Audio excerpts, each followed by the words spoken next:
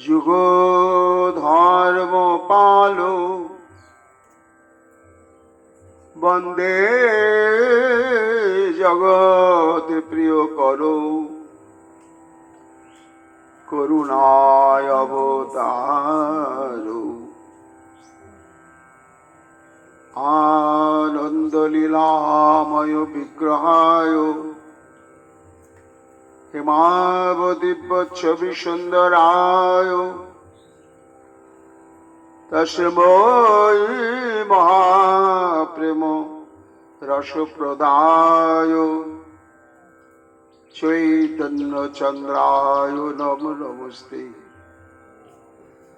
নিরানন্দমিদং সর্বং প্রেমানন্দস্পদীকৃতম যেন তং সততং বন্দে নিত্যানন্দ জগদ্গুরুম শ্রী অদ্বৈত নমস্তুভ্যং কলিজন কৃপানিধে গৌরী প্রেম প্রদানায় শ্রী সীতাপতয়ে নমো রাধিনী স্বরূপায় গৌরাঙ্গ সুহৃদায় চ ভক্ত শক্তি প্রদানায় গদাধর নমস্তুতে প্রণমামি শ্রীবাসং তমাদং পণ্ডিতং মুদা শ্রী গৌরাঙ্গ কৃপা পাত্রং কীর্তনানন্দ মানসম গৌরী প্রেম প্রদায়ৈব সর্বত্র সমদর্শিনে নারায়ণ সুতায় চ শ্রীমন্নরহরয়ে নমঃ বর্হাপীড়াভিরামং মৃগমদতিলকং কুণ্ডলাক্রান্তগণ্ডং কঞ্জাক্ষং কুম্ভকণ্ঠং স্মিতশুভগমুখং সাধুর্নস্তবেনুম শ্যামং শান্তং ত্রিভঙ্গং রবিকরবসনভূষিতং বৈজয়ন্ত্যং বন্দে বৃন্দাবনস্থযুবতীশতবৃতম ব্রহ্মগোপালবেশম নমো নলিননেত্রায় বিনোবাদ্য বিনোদিনে রাধাধর সুধাপালং শালিনে বনমালিনে হে কৃষ্ণ করুণা সিন্ধু দীনবন্ধু জগৎপতে গোপেশ গোপিকাকান্ত রাধাকান্ত নমস্তুতে মুখং করোতি বাচালং পঙ্গুং লঙ্ঘয়তে গিরিম যাতি কৃপাতমহং বন্দে পরমানন্দ মাধবম তপ্ত কাঞ্চন গৌরাঙ্গী রাধে বৃন্দাবনেশ্বরী বৃষভানু সুতে দেবী তং নমামি হরিপ্রিয়ে মহাভাব স্বরূপাতং কৃষ্ণ প্রিয়া বরিয়সী প্রেমী ভক্তি প্রদে দেবী সত্যবত্যই নমো নমো আচতুর্বদন ব্রহ্মা দিবাহুর পরো হরি অভালোচন শম্ভুর ভগবান বদরায়ণী जंग प्रभजन्तमनुपेतमपेतकृतं द्वैपायन विरह कातरया जुहाव पुत्रिति तन्मया तया तरवयोभिनिदुस्तं सर्वभूतहृदयमणिमानतोऽस्मि तमादिदेवं करुणानिधानं तमालवर्णं श्वेतावतारम् अपारो संसारो समुद्रसेतुं भजामहे श्रीभागवतस्वरूपम् वन्दे नन्दव्रजस्त्रीणाम् अदोरनमभिघ्नशो यशाङ्घ्रि कथोद्गीतं पुनाति भुवनत्रयम् वंशाकल्पतरुभ्यश्च कृपासिन्धुभ्येव च पतितानां पावनेभ्यो वैष्णवेभ्यो नमो नमो।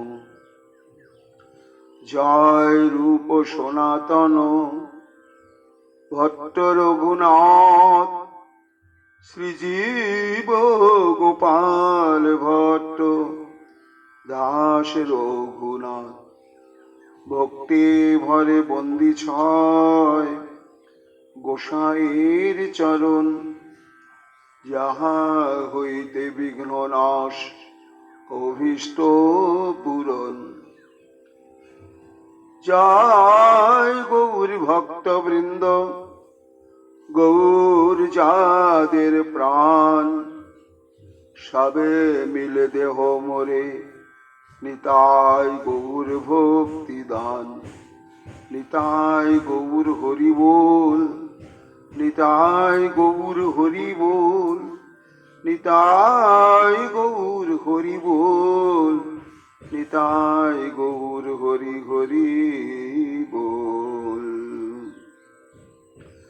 राधे राधे राधे जय जय श्री राधे हा राधे प्राण राधे राधे राधे राधे राधे राधे राधे जय जय श्री राधे राधे राधे राधे जय जय श्री राधे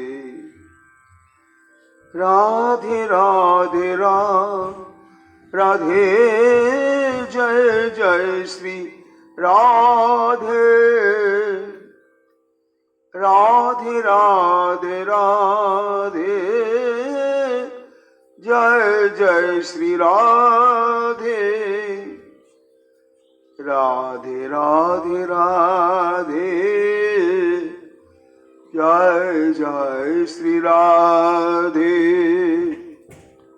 राधे राधे राधे जय जय श्री राधे जय जय श्री राधे। जय जय श्रीमन महाप्रभु की जय। प्रेम पुरुषोत्तम भगवान श्री चैतन्य महाप्रभु की जय। भवन मंगल हरिराम संकीर्तन की जय। कृष्ण द्वैपायन वेदव्यास अवतार वृंदावन दास ठाकुर की जय। गौर भक्त वृंद की जय। मातृमंडली की जय।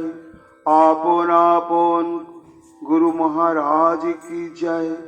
जय जय श्री राधे श्याम। कोनो दिन नित्यानंद सेतु बंध करे बानरेर रूप सब शिशुगान धरे।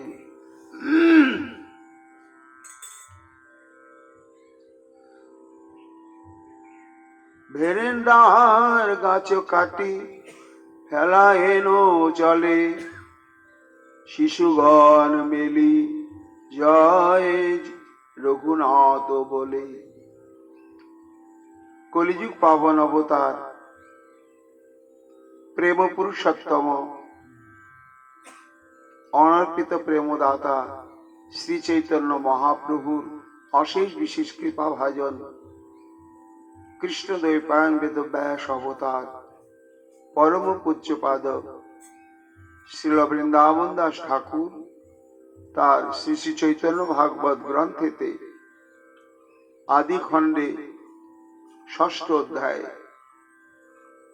অভিন্ন চৈতন্য তনু শ্রীমন নিত্যানন্দ প্রভু শ্রীমন মহাপ্রভুর আবির্ভাবের পূর্বেই তিনি ভগবত ইচ্ছায় আবির্ভূত হয়েছেন।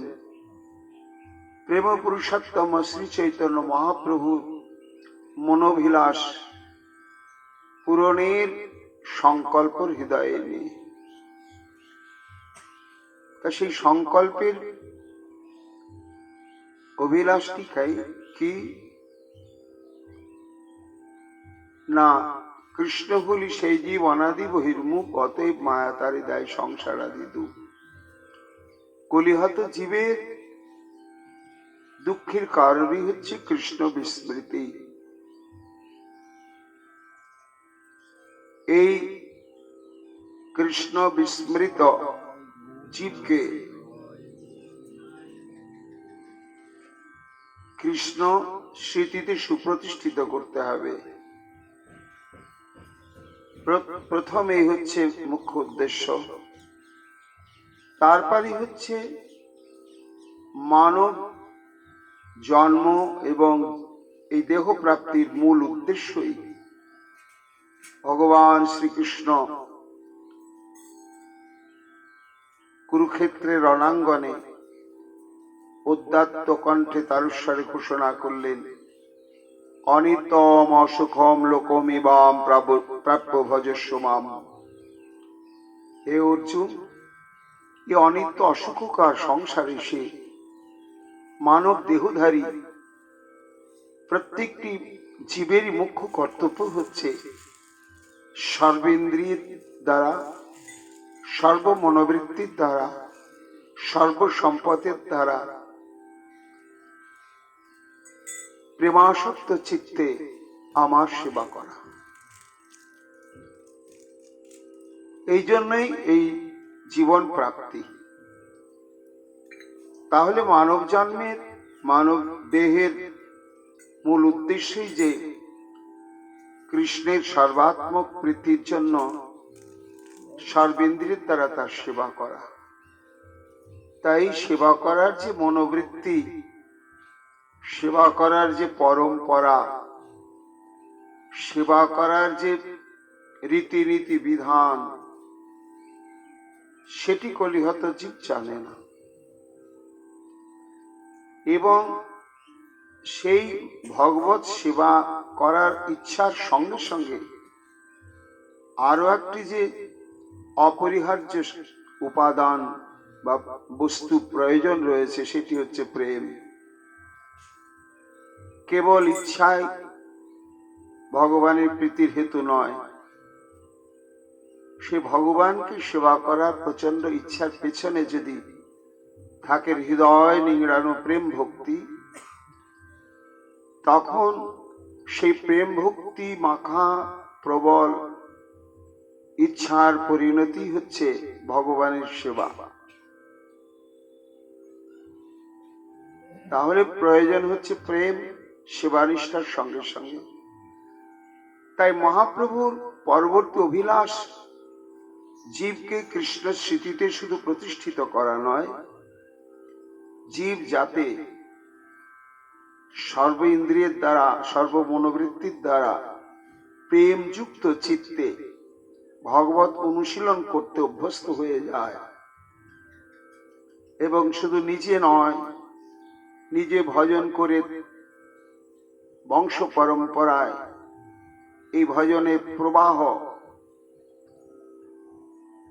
যাতে প্রবর্তিত হয়, এটি হচ্ছে মহাপ্রভুর অন্তরের ঐকান্তিক বাসনা, আর সেই বাসনা পূরণেরই সংকল্প নিয়ে শ্রীমন নিত্যানন্দ প্রভুর মহাবির্ভাব। তাই মহাপ্রভুর প্রথম অভিলাষ কৃষ্ণ বিস্মৃত জীবের অন্তঃকরণে কৃষ্ণ স্মৃতি জাগাতে হবে, ভগবত স্মৃতি জাগাতে হবে। সামগ্রিকভাবে শৈশব লীলার মাধ্যমে নিতাই চান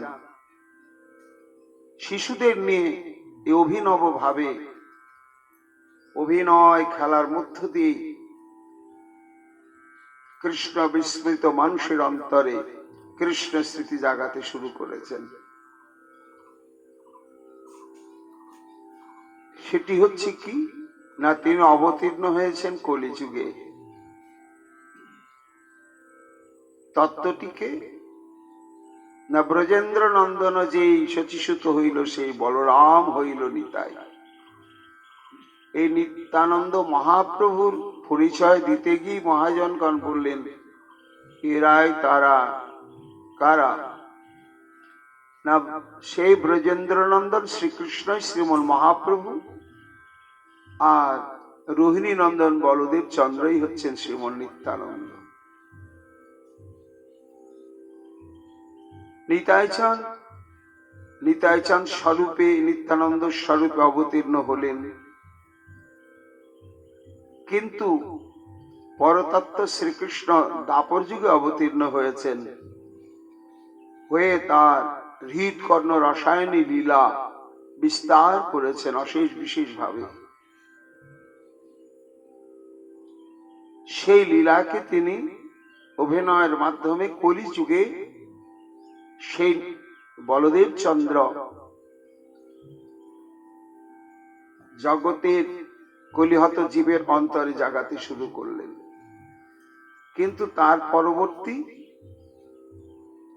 না, এই কৃষ্ণ এবং বলরামকে না, এরাই ত্রেতা যুগে প্রভু রামচন্দ্র এবং লক্ষ্মণজি, অর্থাৎ সেবা বিগ্রহ যে মূল সংকর্ষণ তত্ত্ব বা বলদেব তত্ত্ব, দেবস্বরূপে তো তিনি অনন্তদেব, শয্যা আসন পাদুকা ছত্র নানা রূপে সেবা করে চলেছেন। কিন্তু আমরা দেখতে পাই ত্রেতা যুগে তিনি লীলা স্বরূপে অবতীর্ণ হয়েছেন মর্যাদা পুরুষোত্তম প্রভু রামচন্দ্রের লীলা সঙ্গী হয়ে, সেবা বিগ্রহ লক্ষ্মণজি। তখন তিনি অনুজ হয়ে প্রকটিত হলেন। তাতে তার একটি বাঞ্ছা পূর্ণ হয়েছিল, আর একটি বাঞ্ছা অপূর্ণ থেকে গিয়েছিল। বাঞ্ছা পূর্ণ হলো কি না, যেহেতু তিনি অনুজ লক্ষণ, সেহেতু তিনি প্রাণ ভরে বিষয় আশ্রয় তত্ত্বের মহাসম্মেলন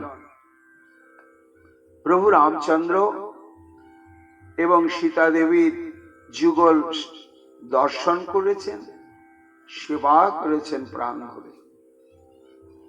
এটি তার মনের অভিলাষ। কিন্তু তার অন্তরে আবার একটি দুঃখ ছিল। সে দুঃখটা কি না, আমি তো ছোট ভাই, তাই আমি আদেশ নির্দেশ করে প্রভু রামচন্দ্রের এই দুঃখ কষ্ট বেদনার যে সমস্ত কারণ, সে কারণগুলোকে আমি সরিয়ে দিতে পারি না। কেন, আমি তো কনিষ্ঠ। তাই প্রার্থনা করেছিলেন, এর পরবর্তী লীলাতে আমি সেবা বিগ্রহ রূপেই তোমার সঙ্গে থাকবো প্রভু, কিন্তু তখন তুমি আমায় জ্যেষ্ঠ করে দিও। আমি তোমার যে সমস্ত কষ্টের কারণ ঘটবে, আমি যেন আদেশ নির্দেশের মাধ্যমে তোমাকে আমি আমার মতো করে পরিচালনা করতে পারি। তা দাপর যুগে সে কি হলো, একই অবস্থায় থাকলো। ত্রেতা যুগে যুগল দর্শন সেবার অধিকার থাকলো, কিন্তু প্রভু রামচন্দ্রকে আদেশ নির্দেশ মাধ্যমে তার দুঃখ দূর করার পরিস্থিতি থাকলো না। আর দাপর যুগে হলো কি না, জ্যেষ্ঠ ভ্রাতা রূপে তিনি অবতীর্ণ হলেন বলে তার আদেশ নির্দেশে শ্রীকৃষ্ণকে পরিচালনা করলেন, কিন্তু রাধা গোবিন্দের মিলন দর্শন এবং সেবা থেকে তিনি বঞ্চিত হয়ে থেকে গেলেন। এই দুটি অবতারে তার অপূর্ণ বাসনা থেকেই গিয়েছিল। কলিতে সেই বাসনার পূরণ, মহাপূরণ।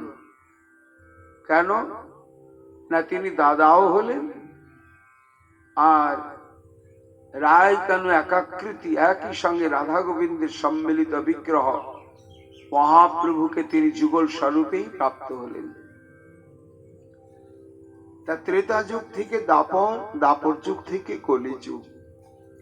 ঠিক নিতাই চাঁদের অভিনয়ের ক্রমটাও তদনুরূপ। কেন না, কলি থেকে তো ত্রেতায় যাওয়া যাবে না, কলি থেকে আবার দাপরে যেতে হবে, দাপর থেকে তবে ত্রেতায় যেতে হবে। যেমন ত্রেতা থেকে দাপর, দাপর থেকে কলি। তাই কলিতে নিত্যানন্দ রূপে তিনি অবতীর্ণ হয়ে লীলা করবেন, তার আগেই তিনি লীলা করার পরিমণ্ডলকে অনুকূল করবার জন্য, বহির্মুখ জীবের অন্তঃকরণে কৃষ্ণ স্মৃতি জাগিয়ে দেওয়ার জন্য তার এই বৃন্দাবন লীলাত্মক অভিনয়ের খেলা। এই বৃন্দাবনের স্বরূপটি তিনি কোত্থেকে এসেছেন না, ত্রেতা যুগ থেকে। তাই বৃন্দাবনের খেলা খেলতে খেলতে নিতাই চাঁদের অন্তরে সেই স্মৃতি জাগলো, ত্রেতা যুগের স্মৃতি। তখন তিনি নিজেকে বলদেব চন্দ্র রূপে অনুভব করছেন না, তিনি সাক্ষাৎ সেবা বিগ্রহ লক্ষণ রূপে অনুভব করছেন। উদ্দীপন হয়ে গেল ত্রেতা যুগের লীলা রাম অবতারে। এই রাম এবং কৃষ্ণ, একজন মর্যাদা পুরুষোত্তম আর একজন লীলা পুরুষোত্তম, একজন মুক্তিদাতা আর একজন প্রেম দাতা। দুজনেই পরম ব্রহ্ম এবং দুজনেই লীলা বিগ্রহ, দুজনেই পরমারাধ্য স্বরূপ। শ্রীমন মহাপ্রভু সমন্বয় বিগ্রহ, তার মধ্যে যেমন রাধা গোবিন্দ, তেমনি তার মধ্যে প্রভু রামচন্দ্র এবং সীতা দেবীর সম্মিলিত বিগ্রহ। এটি মহাপ্রভু নিজেই কৃপা করে দেখালেন মুরারি গুপ্তকে। এই জন্য এই রামায়ণ বা রাম কথা আর গৌর কথা, এই দুটো কথার মধ্যে একটা নিবিড় সম্পর্ক রয়েছে। সেই সম্পর্ক খুব গভীর। সম্পর্কটা কি না, বৃন্দাবনে শ্রী গোবিন্দের যে লীলার মূল রহস্য বক্তব্য, এই প্রেম ভক্তি নির্যাস, তার সংবাদ প্রকাশ, তার ভজনের পরম্পরা রহস্য উদ্ঘাটন, এটি ভাগবতে বর্ণিত হয়েছে। এই জন্য ভাগবত হচ্ছে একদিকে সিদ্ধান্ত গ্রন্থ, আর একদিকে রসগ্রন্থ, আর একদিকে লীলা গ্রন্থ। কৃষ্ণদাস কবিরাজ গোস্বামী পাদ গৌর কথা বলতে গিয়ে তিনি দেখিয়ে দিলেন যে গৌর লীলাটি শ্রীমদ্ ভাগবতেরই পরিশিষ্ট। তাই ভাগবতের প্রথম শ্লোক থেকে আরম্ভ করে ভাগবতের মুখ্য মুখ্য সমস্ত সিদ্ধান্ত সময় গৌর লীলার মাধ্যমে তিনি অভিব্যক্ত করলেন। এই জন্য শ্রী চৈতন্য চরিতামৃতকে ভাগবতের পরিশিষ্ট গ্রন্থ বলা যেতে পারে। ঠিক তেমনি প্রাক চৈতন্য যুগে এলেন মহর্ষি তুলসী দাস। তিনি প্রভু রামচন্দ্রের লীলা প্রসঙ্গ বলার জন্য গ্রন্থ প্রণয়ন করলেন রামচরিতমানস। সেখানে প্রভু রামচন্দ্রের কথা বলতে গিয়ে শ্রীমদ্ ভাগবতের যে মূল সিদ্ধান্ত সমূহ অদ্ভুত ভাবে স্থাপন করেছেন। অর্থাৎ রামচরিতমানসকেও আমরা শ্রীমদ্ ভাগবতের পরিশিষ্ট গ্রন্থ বলতে পারি। এই জন্য এই দুখানি গ্রন্থ ভক্তগণের ভক্তিকে সমৃদ্ধ করবার জন্য শ্রবণ কীর্তনের খুব গুরুত্বপূর্ণ গ্রন্থ বিশেষ। সেটি নিতাই চাঁদ অভিনয়ের মাধ্যমে জগতে স্থাপন করছেন যে এই দেখো রাম কথার মধ্যে আমাদের গ্রহণযোগ্য কত কত মূল্যবান প্রসঙ্গ কথা রয়েছে। তার লীলাটি যেমন গম্ভীর তাৎপর্যপূর্ণ, তেমনি তাকে কেন্দ্র করে যে সমস্ত সিদ্ধান্ত সেগুলো খুব অনবদ্য। প্রভু রামচন্দ্র পিতৃসত্য পালনার্থে বনবাস জীবনকে বরণ করে নিলেন। এইবার তিনি এই 14টি বৎসর কোথায় অবস্থান করবেন বুঝতে পারছেন না। বনেই থাকতে হবে। বিশাল অবিভক্ত ভারতবর্ষ আর বিচিত্র প্রাকৃতিক পরিবেশ, পাহাড় পর্বত, গুহা, কন্দর, মালভূমি, গভীর অরণ্য, আবার সমতল প্রান্তর, সবকিছু মিলে ভারতবর্ষ অদ্ভুত। তাই সীতা দেবী এবং লক্ষ্মণজিকে নিয়ে তিনি গৃহ পরিত্যাগ করার পরে পরিভ্রমণ করতে করতে বাল্মীকি মুনির আশ্রমে গিয়ে উপস্থিত হলেন। বাল্মীকি মুনি প্রভু রামচন্দ্র তত্ত্ববেত্তা। তিনি যথাবিহিত ভাবে প্রভুর অর্চন বন্দনাদি করলেন এবং 2-4 দিন নিজ আশ্রমে রাখলেন। প্রভু রামচন্দ্র জিজ্ঞাসা করছেন, মুনিবর, আমি তো আশ্রমবাসী জীবন যাপন করব না, আমাকে নিরপেক্ষ কোনো অরণ্যেই বসবাস করতে হবে। তা আপনারা তো মুনি, বনে জঙ্গলেই তো জীবন অতিবাহিত করছেন এবং সমগ্র ভারতবর্ষের এই বনবাসী মুনি ঋষিদের সঙ্গে যোগাযোগও রয়েছে। তা আপনারা বলে দিতে পারেন যে ভারতবর্ষের কোন স্থানেতে কোন বন্য পরিবেশে আমি নিশ্চিন্তে বসবাস করে আমার এই পিতৃসত্য 14 বৎসর আমি অতিবাহিত করতে পারি নিশ্চিন্তে, এমন কোন স্থান কৃপা করে বলুন। এই প্রশ্নটি করলেন, জিজ্ঞাসা করলেন বাল্মীকি মুনিকে। কি অদ্ভুত! ওই প্রশ্ন শ্রবণ মাত্রেন প্রশ্নটা করছেন কে? সেই প্রভু রামচন্দ্র, তিনি পরম ব্রহ্ম তত্ত্ব বিশেষ। কাজে প্রশ্নের সঙ্গে সঙ্গে হৃদয় উথাল পাতাল হয়ে গেল। মহর্ষি বাল্মীকি ভগবান কোথায় থাকেন? ভগবান জিজ্ঞাসা করছেন তার উপযুক্ত বাসস্থান কোথায় হবে। এই জিজ্ঞাসা তো গভীর তাৎপর্যপূর্ণ। এটা তো সাধারণ জিজ্ঞাসা নয়।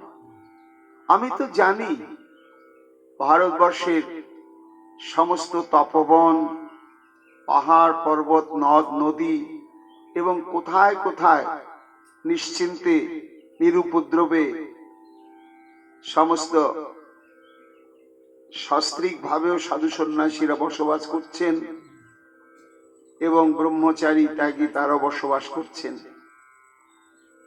কিন্তু এই প্রশ্নের উত্তরটা তা নয়, গভীর তাৎপর্যপূর্ণ।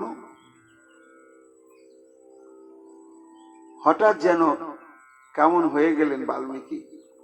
पूछे हूँ मोही की रहूं कहो में पूछत सकचौ जहाँ ना हो तह देहु कही तुम ही दे भावो ठाऊ। কিছুক্ষণ চুপ করে থাকলেন। প্রভু রামচন্দ্র বলছেন, কি মুনিবর, আমার প্রশ্নের উত্তর দিচ্ছেন না? তখন হেসে বলছেন, প্রভু তুমি তোমার নিরাপদ বাসস্থান একটা কোথায় করবে সেটা আমাকে জানতে চাইছো না, কিন্তু তার আগে আমার একটি প্রশ্ন, এই অনন্ত কোটি ব্রহ্মাণ্ডে তুমি নেই কোথায় আগে বলো তো?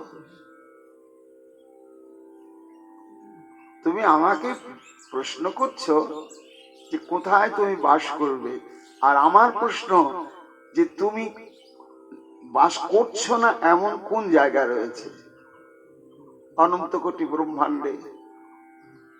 প্রত্যেকটি অণু পরমাণু পবিত্র অপবিত্র প্রতিটি বস্তু সত্তার মধ্যেই তো একমাত্র তুমিই রয়েছ। সর্ব ঘটে ঘটে বিরাজ করছো, তা তুমি নেই কোথায়? এটার উত্তর দাও তো। প্রভু রামচন্দ্র উত্তর দিতে পারলেন না। যাক, তুমি যখন প্রশ্ন করেছ উত্তরটা কিছু কিছু দিই। আমার মন যেটা বলছে যে তোমার উপযুক্ত বাসস্থান কোথায় হতে পারে। सनहु राम अब कहूं निकेता यहाँ बसहूं सिय लखन समेता। প্রশ্ন যখন তুমি করলে প্রভু, তা আমি তোমাকে উত্তর দিচ্ছি, তোমাকে এক জায়গা নির্দেশ করে দিচ্ছি, তুমি সেখানে সীতা দেবী এবং তোমার সেবা বিগ্রহ লক্ষ্মণকে নিয়ে তুমি অবস্থান করবে।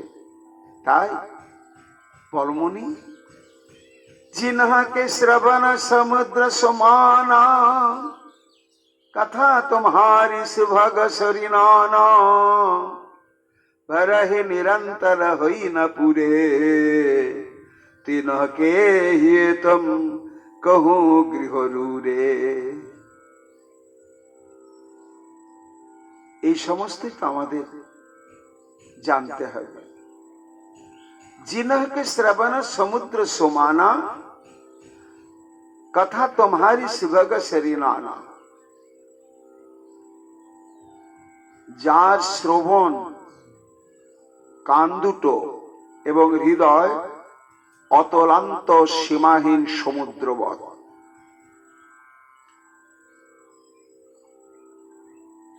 তা প্রভু তুমি তো জানো এই ভারতবর্ষে কত লক্ষ নদ নদী, তা কোথায় যাচ্ছে? সমুদ্রে। এই যে অজস্র নদ নদী সমুদ্রে যাচ্ছে, তা সমুদ্রের বৈশিষ্ট্য কি? না, সমুদ্র কোনোদিনই বাড়ে না, ভরে না। সমুদ্র যেমন তেমনি থেকে যায়। তাই যেমন লক্ষ লক্ষ নদ নদীর জল অবিশ্রান্ত গতিতে সমুদ্রে পতিত হলেও সমুদ্র কখনো পূর্ণতা প্রাপ্ত হয় না, ঠিক তেমনি যে সুরসিক অনুরাগী ভক্তের হৃদয় সমুদ্রের মতন, আর তোমার বিচিত্র লীলাময় কথারূপ সহস্র নদী সাধুমুখে গিয়ে সেই সমুদ্রে পড়ছে, পড়েও নিরন্তর হই না পুরে, কখনো পূর্ণতা প্রাপ্ত হয় না। এমন যে ভক্ত, সে ভক্তের হৃদয় হচ্ছে তোমার বাসস্থান। অর্থাৎ ভাগবতী যেটা বলা হয়েছে, শ্রীনন্তু শ্রদ্ধা নিত্যম গৃণন্তশ্চ সচেষ্টিতম। এই যে শ্রদ্ধা শব্দটি দেওয়া হয়েছে, যে যে নিরন্তর অন্য ভজন সাধন পরিত্যাগ করে একেবারে তৃষিত চাতকের মতো নিরন্তর ভগবানের বিচিত্র লীলা প্রসঙ্গ কেবল শুধু শ্রবণেই যার লালসা, ভগবানকে পাওয়ার জন্য তার তো ভজন করতে হওয়ার করার কোনো প্রয়োজন থাকেই না। ভগবানই তাকে ভসতে ভসতে এসে তার হৃদয়ের মধ্যে বাধা পড়ে যায়। সেই কথাই এখানে প্রভু রামচন্দ্রকে বাল্মীকি বলছেন, লোচন চাতক জিনহ করি রাখ রহি দর্শ জলধর অভিলাষ। প্রভু, তোমার বাসস্থান আর কোথায় বলি জানো? যার নেত্র, যার চিত্ত চাতক পাখির মতন। চাতক যেমন সবসময় মেঘের প্রত্যাশা নিয়েই থাকে,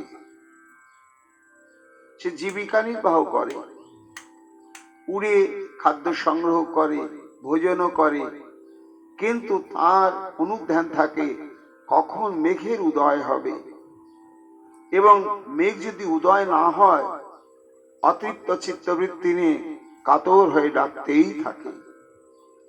এইরকম হে প্রভু, নিদরহি সরিত সিন্ধু সর ভারি রূপ বিনু জল হই সুখারি তিনকে হৃদয় সদন সুখদায়ক বসহু বন্ধু সিও সহর গুণায়ক। কত জল থাকে, নদী, নালা, খাল, বিল, এমনকি সমুদ্র, কিন্তু তৃষিত চাতক মৃত্যুকে বরণ করবে, তবু কোনদিন কোন নদী, নালা, খাল, বিল এবং সুস্বাদু সমুদ্রের জল কখনো এক বিন্দু পান করবে না। তার একমাত্র বাঁচবার উপায়, শান্তি প্রাপ্তির উপায়, তৃষ্ণা নিবারণের উপায় হচ্ছে ওই মেঘের জল। তেমনি হে প্রভু, জগতে অজস্র কথা, আনন্দ স্ফূর্তি করার জন্য অজস্র ভোগ সম্পদ। এই সমস্ত ভোগ সম্পদ, এই সমস্ত রাজসিক, তামসিক বা মাইক, সাত্ত্বিক বহু কথাই রয়েছে চিত্ত বিনোদনের জন্য। তাতে এই সমস্ত ভোগ্য সম্পদ আর চিত্তমন উন্মাদনকারী রসালো কথা লক্ষ লক্ষ লক্ষ লক্ষ সমাজে, কিন্তু তাতে ভ্রুক্ষেপ করবে না। কখনো মনোযোগী না হয়ে নিরন্তর তোমার কথা শ্রবণের জন্য, তোমার রূপ অনুধ্যান করে তোমাকে অনুভব করবার জন্য যারা চাতক পাখির মতন নিরন্তর নয়ন জলে ভাসছে হা কৃষ্ণ হা রাম বলে বলে, এইরকম যারা, হে রামচন্দ্র, তোমার নির্দিষ্ট সুখের বাসস্থান বসহ বন্ধু সিও শহর গুণায়ক, অর্থাৎ লক্ষ্মণ এবং সীতা দেবীকে নিয়ে তুমি সেখানেই বসবাস করবে। সেটি একমাত্র প্রভু প্রসাদ শশি সুভগ সুবাসা সদর জাসুল হয়ে নিত নাশা তমহি নিবেদিত ভজন করহি প্রভু প্রসাদ পটভূষণ ধরহি। তোমার উপযুক্ত বাসের জায়গা কোথায়? প্রভু প্রসাদ শুচি সুভগ সুবাসা সাদর যাচ্ছ হয়ে নিত না আশা, অর্থাৎ যে নাসার তৃপ্তির জন্য জড়জাগতিক কোন সুগন্ধ দ্রব্য ব্যবহার করে না, তাতে তার রুচি নেই, প্রয়োজন বোধ নেই। কিসে তার রুচি? নাসিকা তো গন্ধ আস্বাদনের জন্যই। তা নাক পেলাম, জীবনে একবারও কোনো সুগন্ধ আস্বাদন করব না? হ্যাঁ, করতেই তো হবে, কিন্তু কোন গন্ধ? না, তুলসী চন্দন লিপ্ত সুগন্ধি কুসুম যখন তোমার চরণে অর্পণ হয়, তখন সেই চন্দন, কুমকুম, কস্তুরী এবং কুসুমের গন্ধ তোমাতে অর্পিত হওয়ার সঙ্গে সঙ্গে সেই গন্ধ তন্মাত্রকে তুমি আত্মসাৎ করে নাও। কেন না, তার সঙ্গে ভক্তের প্রেম মাখা থাকে। আত্মসাৎ করে নেওয়ার পরে ওটা যখন প্রসাদী হয়ে যায়, তখন ওই চন্দন, কুমকুম, অগরু ইত্যাদি গন্ধ থাকে না, সঞ্চারিত হয় দিব্য অপ্রাকৃত ভগবত অঙ্গগন্ধ। সেই অঙ্গগন্ধ সংযুক্ত প্রসাদী পুষ্প আঘ্রাণের জন্য যাদের নাশা সর্বক্ষণ পিপাসার্ত হয়ে রয়েছে, তমহি নিবেদিত ভজন করহি, যারা কোন দ্রব্য যা তোমার ভোগে লাগে না, লাগবে না, এমন তোমাকে নিবেদন করে না। কেন? তোমাকে তো ভালোবাসে। তাই আমি যাকে ভালোবাসবো, সে যেটা ভোজন করতে ভালোবাসে, আমার সেটাতে অনুরক্ত হবে। আমি যেটা ভালোবাসি সেটা ঠাকুরকে দেব, এটা তো নীতি নয়। প্রভু যা ভালোবাসেন আমাকে তাতেই অনুরাগী হতে হবে, এবং সেইভাবেই তাকে সেবা দিতে গেলে সুখী হওয়া যাবে। আর আমার রুচি আমি ভগবানকে দেব, সেটা হবে তামসী, তা যথার্থ হবে না। সে একটা দৃষ্টান্ত বলা হয় না, যে একজন মূর্খ মানুষ কিন্তু ভক্তি ভাব রয়েছে, খুব ধর্মপ্রাণ, তা কথা শুনতে বসেছে, গীতা পাঠ হচ্ছে, ভগবান বলছেন যৎ করসি যদস্নাসি যজ্ঞসি দদাসি যৎ যৎ তপস্যসি কন্তেও তৎকুরুষ মদর্পণম। হে অর্জুন, কিছু ভজন সাধন পারো বা না পারো, তোমাকে সহজ উপায় বলে দিচ্ছি। তুমি যা করবে,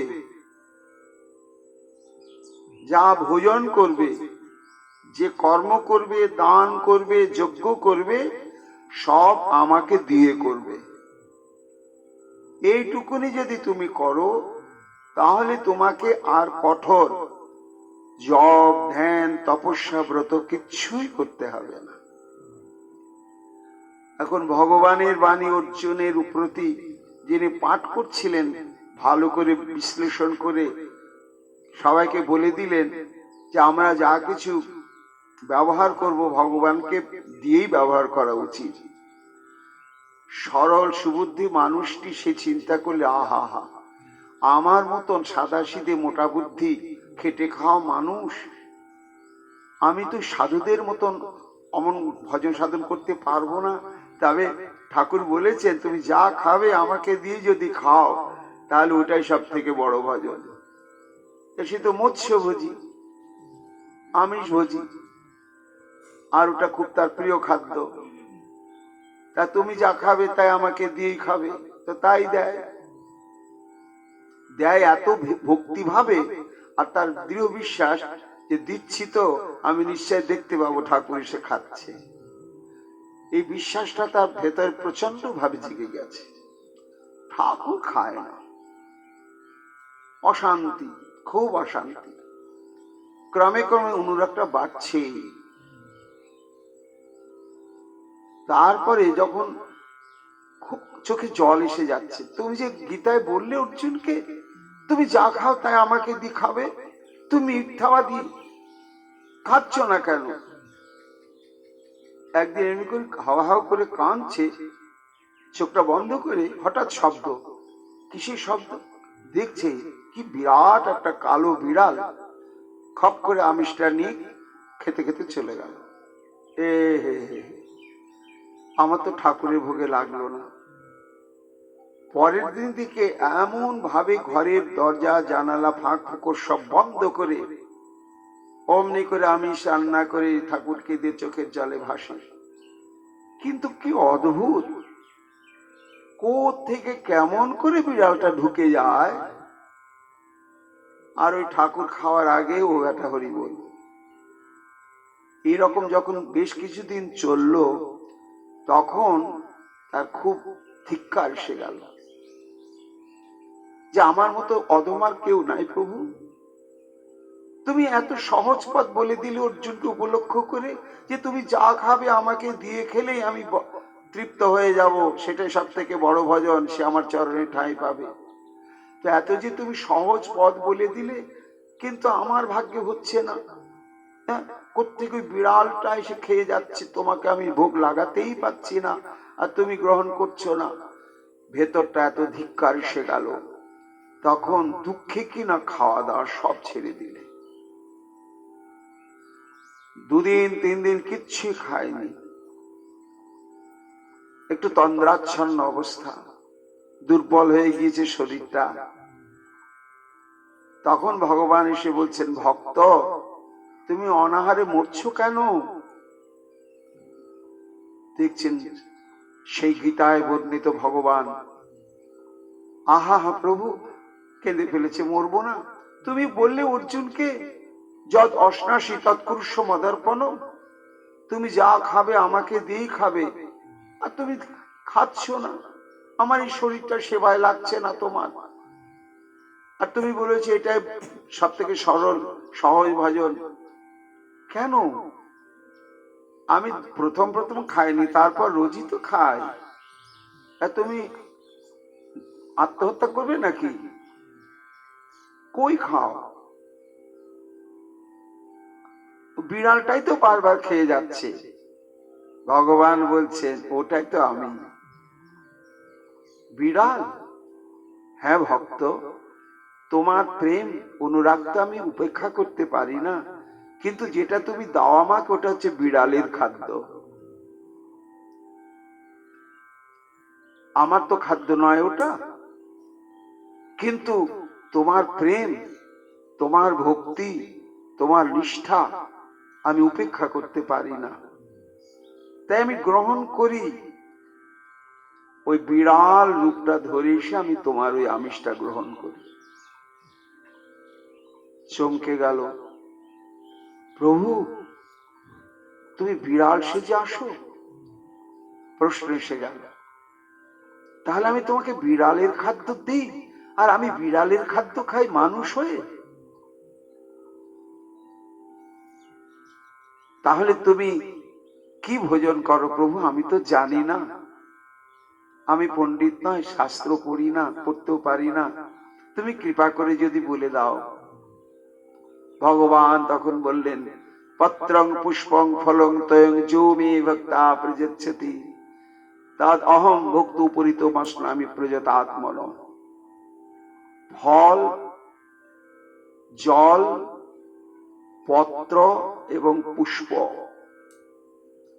ভক্তি মাখিয়ে, ভক্তি ভাবে যারা আমাকে প্রদান করে, আমি সেটাই ভোজন করি। তার মানে হচ্ছে আমিষ বর্জিত ভগবৎ সেবা দ্রব্য যা কিছু, ফল আনুষঙ্গিক সমস্ত শস্য জাতীয়।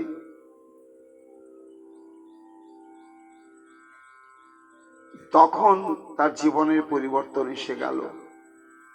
তখন গোবিন্দ যা ভোজন করেন সেটি নিবেদন করতে লাগলেন, আর তখন সেই গোবিন্দ স্বরূপেই এসে গ্রহণ করে তাকে উদ্ধার করে দিলেন। এই যে ভগবানকে নিবেদন করে গ্রহণ করার মনোবৃত্তি, ইচ্ছা, বিরাট ঘটনা। বাল্মীকি বলছে, হে প্রভু তোমাহে নিবেদিত ভজন করহি, যে ব্যক্তি তোমার চরণে নিবেদিত ফুল তুলসীর গন্ধ ছাড়া কোনো গন্ধ গ্রহণ করে না, তুমি যে বস্তুতে তুষ্ট হও সেই নৈবেদ্য তোমাকে অর্পণ করে তোমার প্রসাদ ছাড়া প্রাণ গেলেও যে অন্য কিছু আহার করে না, প্রভু প্রসাদ পটভূষণ হি ধরহি,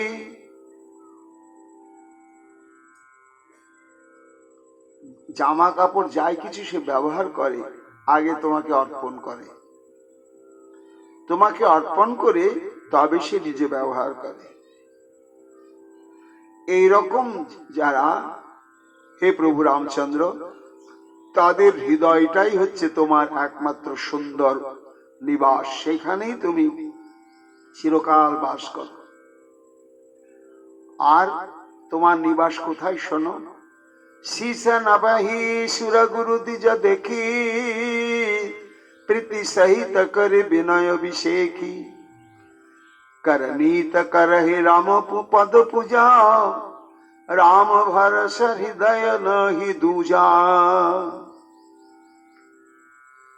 শীষা নবহি সুর গুরু দ্বিজ দেখি, নবহি মানে নত করে, নত করতে অভ্যস্ত হয়ে গিয়েছে, বুদ্ধিপূর্বক করতে হয় না, স্বাভাবিক ভাবেই নিচু হয়ে যায়। কোথায়? শীষ শব্দে মস্তক।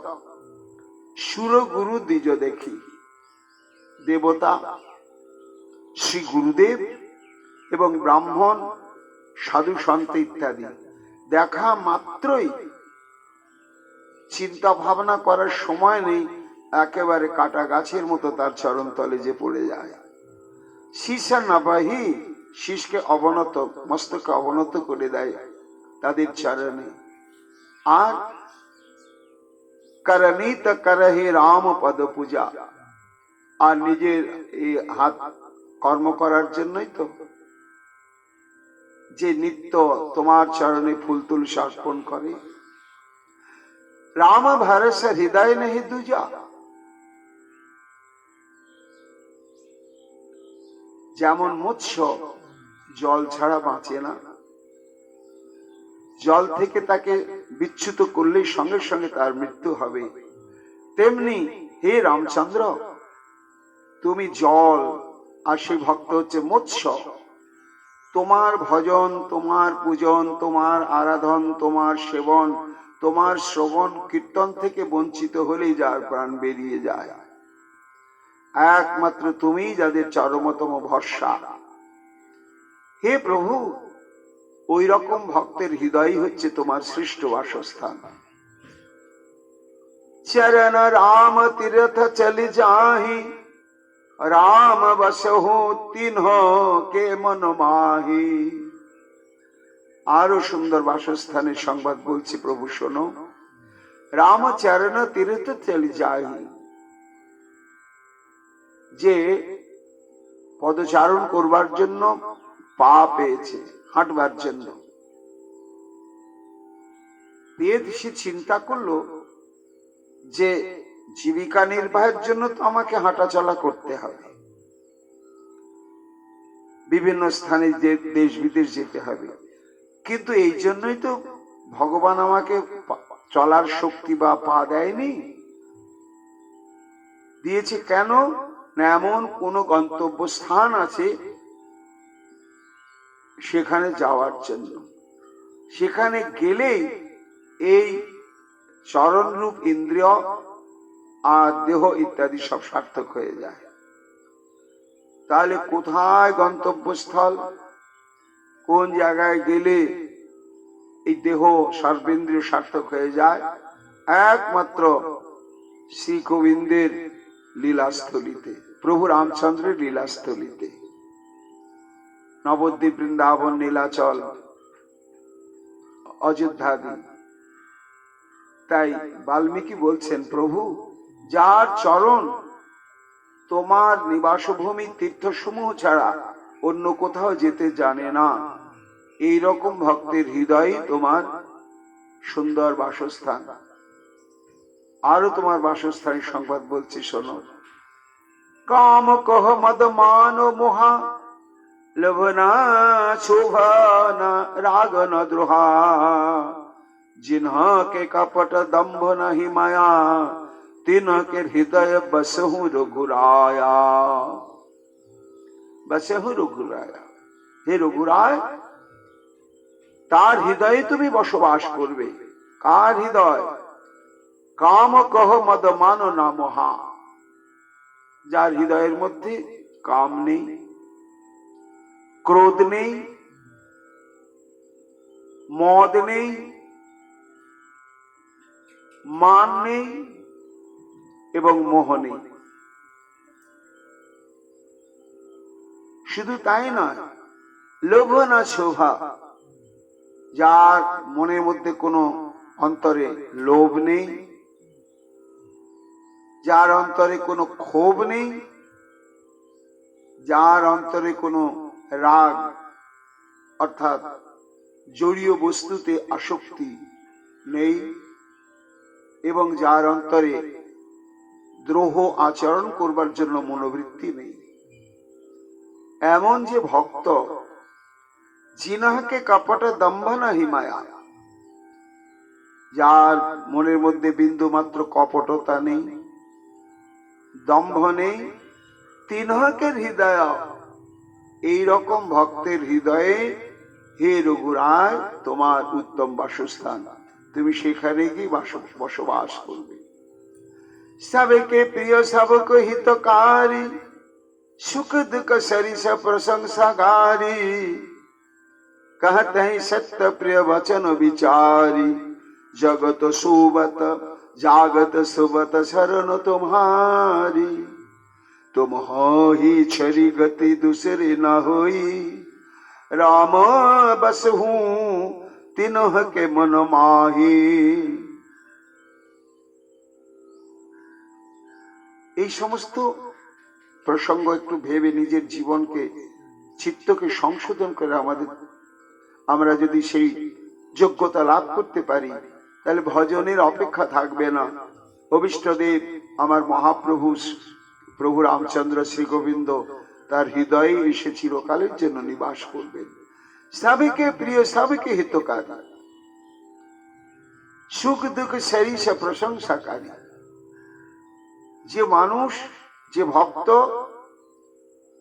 সকলের প্রিয়, যার কোনো আপন পর শত্রু মিত্র কোনো বিচার বোধ নেই। কেন না, নিরপেক্ষ বিচারে কোনো মানুষই কিন্তু পাপী তাপী চোর বদমাশ গুন্ডা নেই। কেন না, এই যে অসৎ প্রবৃত্তি, এটা আত্মাতে নেই। যেমন জল, তার মধ্যে যদি লাল রং ঢেলে দেওয়া যায় তো লাল হয়ে যায়, জলের কিন্তু কোনো নিজস্ব রং নেই, জল হচ্ছে স্বচ্ছ বস্তু। তেমনি এই যে আমরা আত্মা, আমাদের জীবাত্মা, সে হচ্ছে জলের ন্যায় স্বচ্ছ বস্তু। কিন্তু এই ত্রিগুণাত্মিকা মায়ার প্রভাবে পড়ে আমরা এই রাজসিক, তামসিক এবং মায়িক সাত্ত্বিক কর্মাদি করতে করতে কর্মফল সৃষ্টি করছি, আর করার ফলে এক এক রকম রং ওই স্বচ্ছ মনরূপ জলে গিয়ে পড়ছে, তখন ওই রংগুলো এরকম ধারণ করছে। এই মনোবৃত্তি কেউ খুন করছে, যে খুন করার মনোবৃত্তিটা সে পেল কোথায় না, পূর্ব জন্মে এমন কর্ম করেছে, সে কর্মের কর্মফল বিচার অনুসারে খুন করার প্রবৃত্তি, চুরি করার প্রবৃত্তি, যত রকম নিকৃষ্ট কর্মের প্রবৃত্তি প্রাপ্ত হয়েছে। এই জন্য নিন্দনীয় তার প্রবৃত্তিটি, সে কিন্তু নিন্দনীয় নয়, এটা আমরা বিচার করি। কিন্তু প্রকৃত যিনি সাধু, তিনি কিন্তু কাউকে অসৎ দেখেন না। এই জন্য সবাই তার কাছে প্রিয় এবং সেও সবার প্রিয়। সবকে হিতকারী, সবার জন্য তিনি ভগবানের কাছে মঙ্গল কামনা করেন। হে প্রভু, ও বদমাস, ওকে তুমি দণ্ড দাও, না না না, ওকেও তুমি কৃপা করো। সুখ দুঃখ সরিষ প্রশংসা গারি, ভক্তি যোগে ভগবান অর্জুনকে যে কথা বললেন, মান অপমান, শীত গ্রীষ্ম, সুখ দুঃখ সমস্ত কিছু সমান ভেবে তার প্রভাব থেকে নিজেকে মুক্ত করতে হবে। তাই বলছেন সুখ দুঃখ সরিষ প্রশংসাকারী, যার কাছে সুখ সমান, দুঃখ সমান। কেন? সুখ দুঃখ অনুভব হয় শরীর আর মন দিয়ে। আত্মাতে কিন্তু নিত্য শাশ্বত সচ্চিদানন্দ স্বরূপই বর্তমান, সেখানে সুখ দুঃখের হেতুও নাই, অনুভবও নেই। এই জন্য আত্মস্থ ব্যক্তি সে জানে যে সুখটাও একটা পরিণাম প্রভাব, দুঃখটাও তাই। সে প্রশংসাকারী, নিন্দা করলেও তার কাছে যা, প্রশংসা করলেও তার কাছে যা। হাথি ছেটে বাজার মে কুত্তা ভুকে হাজার, साधुओं को दुर्भावना नहीं जब निंदे बंदे जगत संसार। जागो तो सबत शरण तुम्हारी, যে সর্বক্ষণ সত্যকে আশ্রয় করে, সত্য কথা বলে এবং খেতে নিতে শুতে চলতে ফিরতে ঘুমাতে স্বপ্নে জাগরণে সর্বক্ষণে তোমাকে স্মরণ করে। তোমাহি ছেড়ে গতি দুসরি নেই, তুমি ছাড়া যার আর কোনো দ্বিতীয় গতি নেই। এই রকম যে প্রভু, সেই ভক্তের হৃদয়ে তোমার হচ্ছে সর্বশ্রেষ্ঠ বাসস্থান, আর কোথাও না। শুধু তাই নয়, কত জায়গা তোমাকে দেখিয়ে দিচ্ছে, দেখো আরো তোমার বসবাসের উপযোগী জায়গার সন্ধান বলে দিই, শোনো। জননী সমহে জনহে পরে নারী, ধনু পরাব বিশ্বতে বিশ্বভারী। যার কাছে সমস্ত জগতের নারীরাই নিজের জননীর মতন, একমাত্র বিবাহিতা সহধর্মিণী বেটি রেখে জগতের সমস্ত নারীকেই যিনি নিজের মাতৃবৎ অনুভব করেন, এবং ধন পরাব বিশ্বতে বিশ্বভারী, পরের দ্রব্য বিষের চাইতে যিনি বিষাক্ত মনে করেন, যে হারসহি পর সম্পত্তি দেখি আর পাড়া প্রতিবেশী অন্যের সম্পত্তি লাভ হলে যিনি আনন্দিত হন, হিংসা মাৎসর্য পোষণ করেন না, আহা ধন বৃদ্ধি হচ্ছে, ভালো হচ্ছে, দুঃখিত হয়ে পর বিপত্তি বিষে, পরের বিপদ আপদ দুঃখ দেখলে যিনি কষ্ট অনুভব করেন, जिन्हे राम तुमह प्राण प्यारे, এবং তার একমাত্র প্রাণের প্রেমাস্পদ হচ্ছে তুমি প্রভু। এই রকম যারা ভক্ত, তারাই হচ্ছে তোমার একমাত্র বাসস্থানের উপযোগী, তুমি সেখানেই বসবাস করো। এতগুলো ভগবানের বাসস্থল নির্ণয় করে জগৎকে বাল্মীকি মুনি আমাদেরকে জানিয়ে দিলেন যে হে মানুষ, এই হৃদয়কে যদি ভগবানের আগারে পরিণত করতে আমরা চাই, তাহলে এই সমস্ত নিয়ম, এই সমস্ত আদর্শে অনুপ্রাণিত হতে হবে। যদি হওয়া যায়, উৎকট তপস্যা ভীতি রেখেই ভগবান আমার হৃদয়ে এসে অধিষ্ঠিত হবেনই হবেন। রামায়ণের এইরকম ধাপে ধাপে অজস্র শিক্ষা, অজস্র শিক্ষা। আজকে শ্রীমন নিত্যানন্দ প্রভু এক অভিনয়ের খেলা শুরু করলেন, সেতু বন্ধন লীলা। জানকী দেবী অপহরণ হয়েছে রাক্ষসরাজ রাবণ কর্তৃক, এবং বৃন্দাবন লীলাতেও যেমন অভিনয়ের ক্ষেত্রে নিতাই চাঁদ ক্রম রক্ষা করেননি, এইবার প্রভু রামচন্দ্রের লীলা যখন অভিনয় শুরু করছেন, তখনও ক্রমের বিপর্যয় ঘটল। হঠাৎ করে উদ্দীপন হয়ে গেল, ভাই সেতু বন্ধন অভিনয় খেলা খেলি। কিন্তু সেতু বন্ধন প্রসঙ্গ অনেক পরে, তার আগে তো অনেক লীলা হয়েছে, সে অভিনয়টা আবার পরে শুরু করছেন। আগে শুরু হচ্ছে সেতু বন্ধন। তাই সেতু বন্ধনের প্রসঙ্গ কি? অনেক বড় প্রসঙ্গ। না, সীতা অপহৃত হওয়ার পরে প্রভু রামচন্দ্র তো অপ্রকৃতিস্থ হয়ে গিয়েছিলেন সীতার বিরহে। ঠিক কৃষ্ণ অন্তর্ধ্যান করলে গোপীগণ যেমন বৃক্ষলতা গুল্ম সবার কাছে কেঁদে কেঁদে জিজ্ঞাসা করতেন যে হে বৃক্ষ, তুমি কি দেখেছ আমাদের কৃষ্ণকে? হে হরিণী, তুমি কি দেখেছ? প্রভু রামচন্দ্র সীতা বিরহে ঠিক সেরকম অবস্থায় প্রাপ্ত হয়েছিলেন। তারপরে লক্ষ্মণজির সান্ত্বনায় ক্রমে ক্রমে প্রকৃতিস্থ হয়ে ভাবলেন, না, শুধু শোক প্রকাশ করলে তো হবে না, এ অনুসন্ধান করতেই হবে, সীতাকে উদ্ধার করতেই হবে। কিন্তু সন্ধান পাবো কোথায়? সন্ধান পাবো কোথায়? এইভাবে পরিভ্রমণ করতে করতে করতে করতে করতে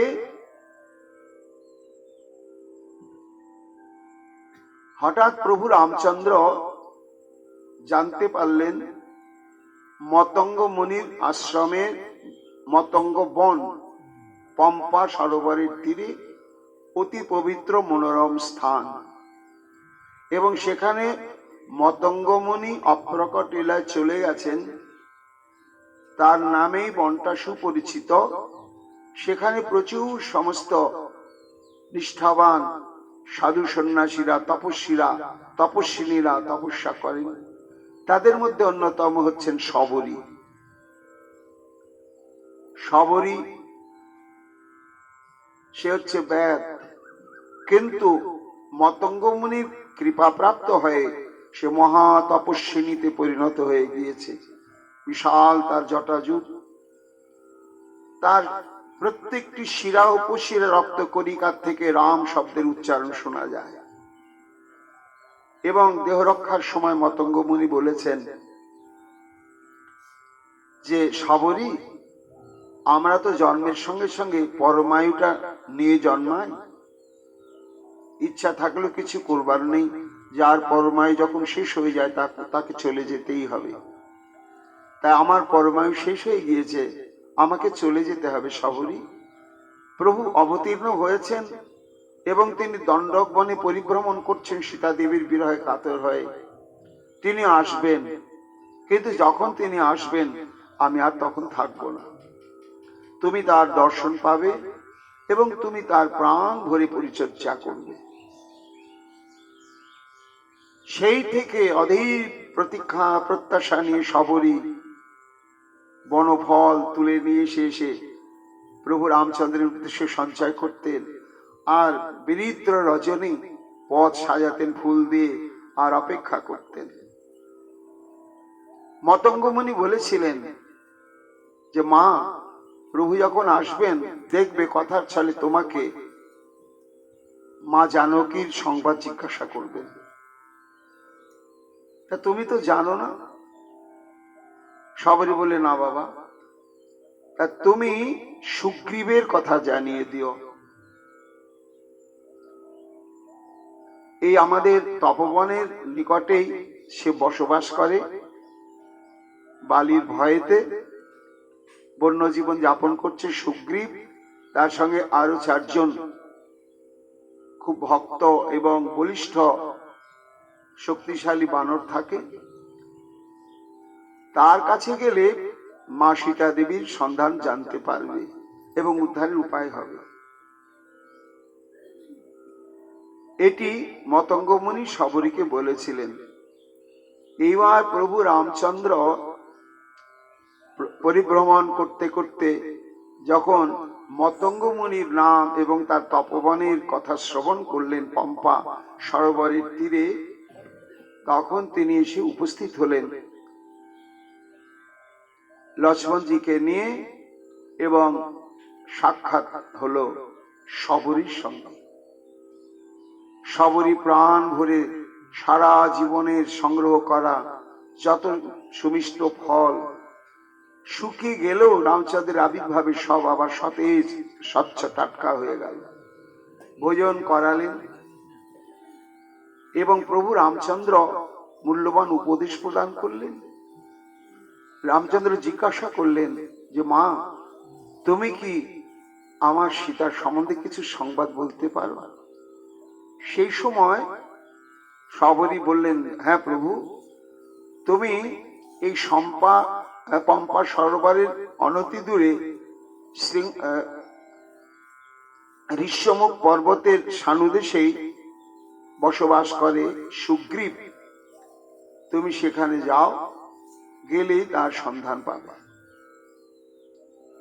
এই সমুদ্র সেতু বন্ধনের আগে এত কিছু ঘটনা, কিন্তু তার আগেই সেতু বন্ধন লীলাটির অভিনয়টা শুরু করে দিয়েছে নিতাই চাঁদ। এবার এই যে সেতু বন্ধনের স্থানে উপনীত হলেন, সে পরম্পরাটা আমাদের জানতে হবে। প্রভু রামচন্দ্র তখন পম্পা সরোবরে স্নান করে ধীরে ধীরে উপস্থিত হলেন সেই ঋষ্যমুখ পর্বতের সানুদেশে।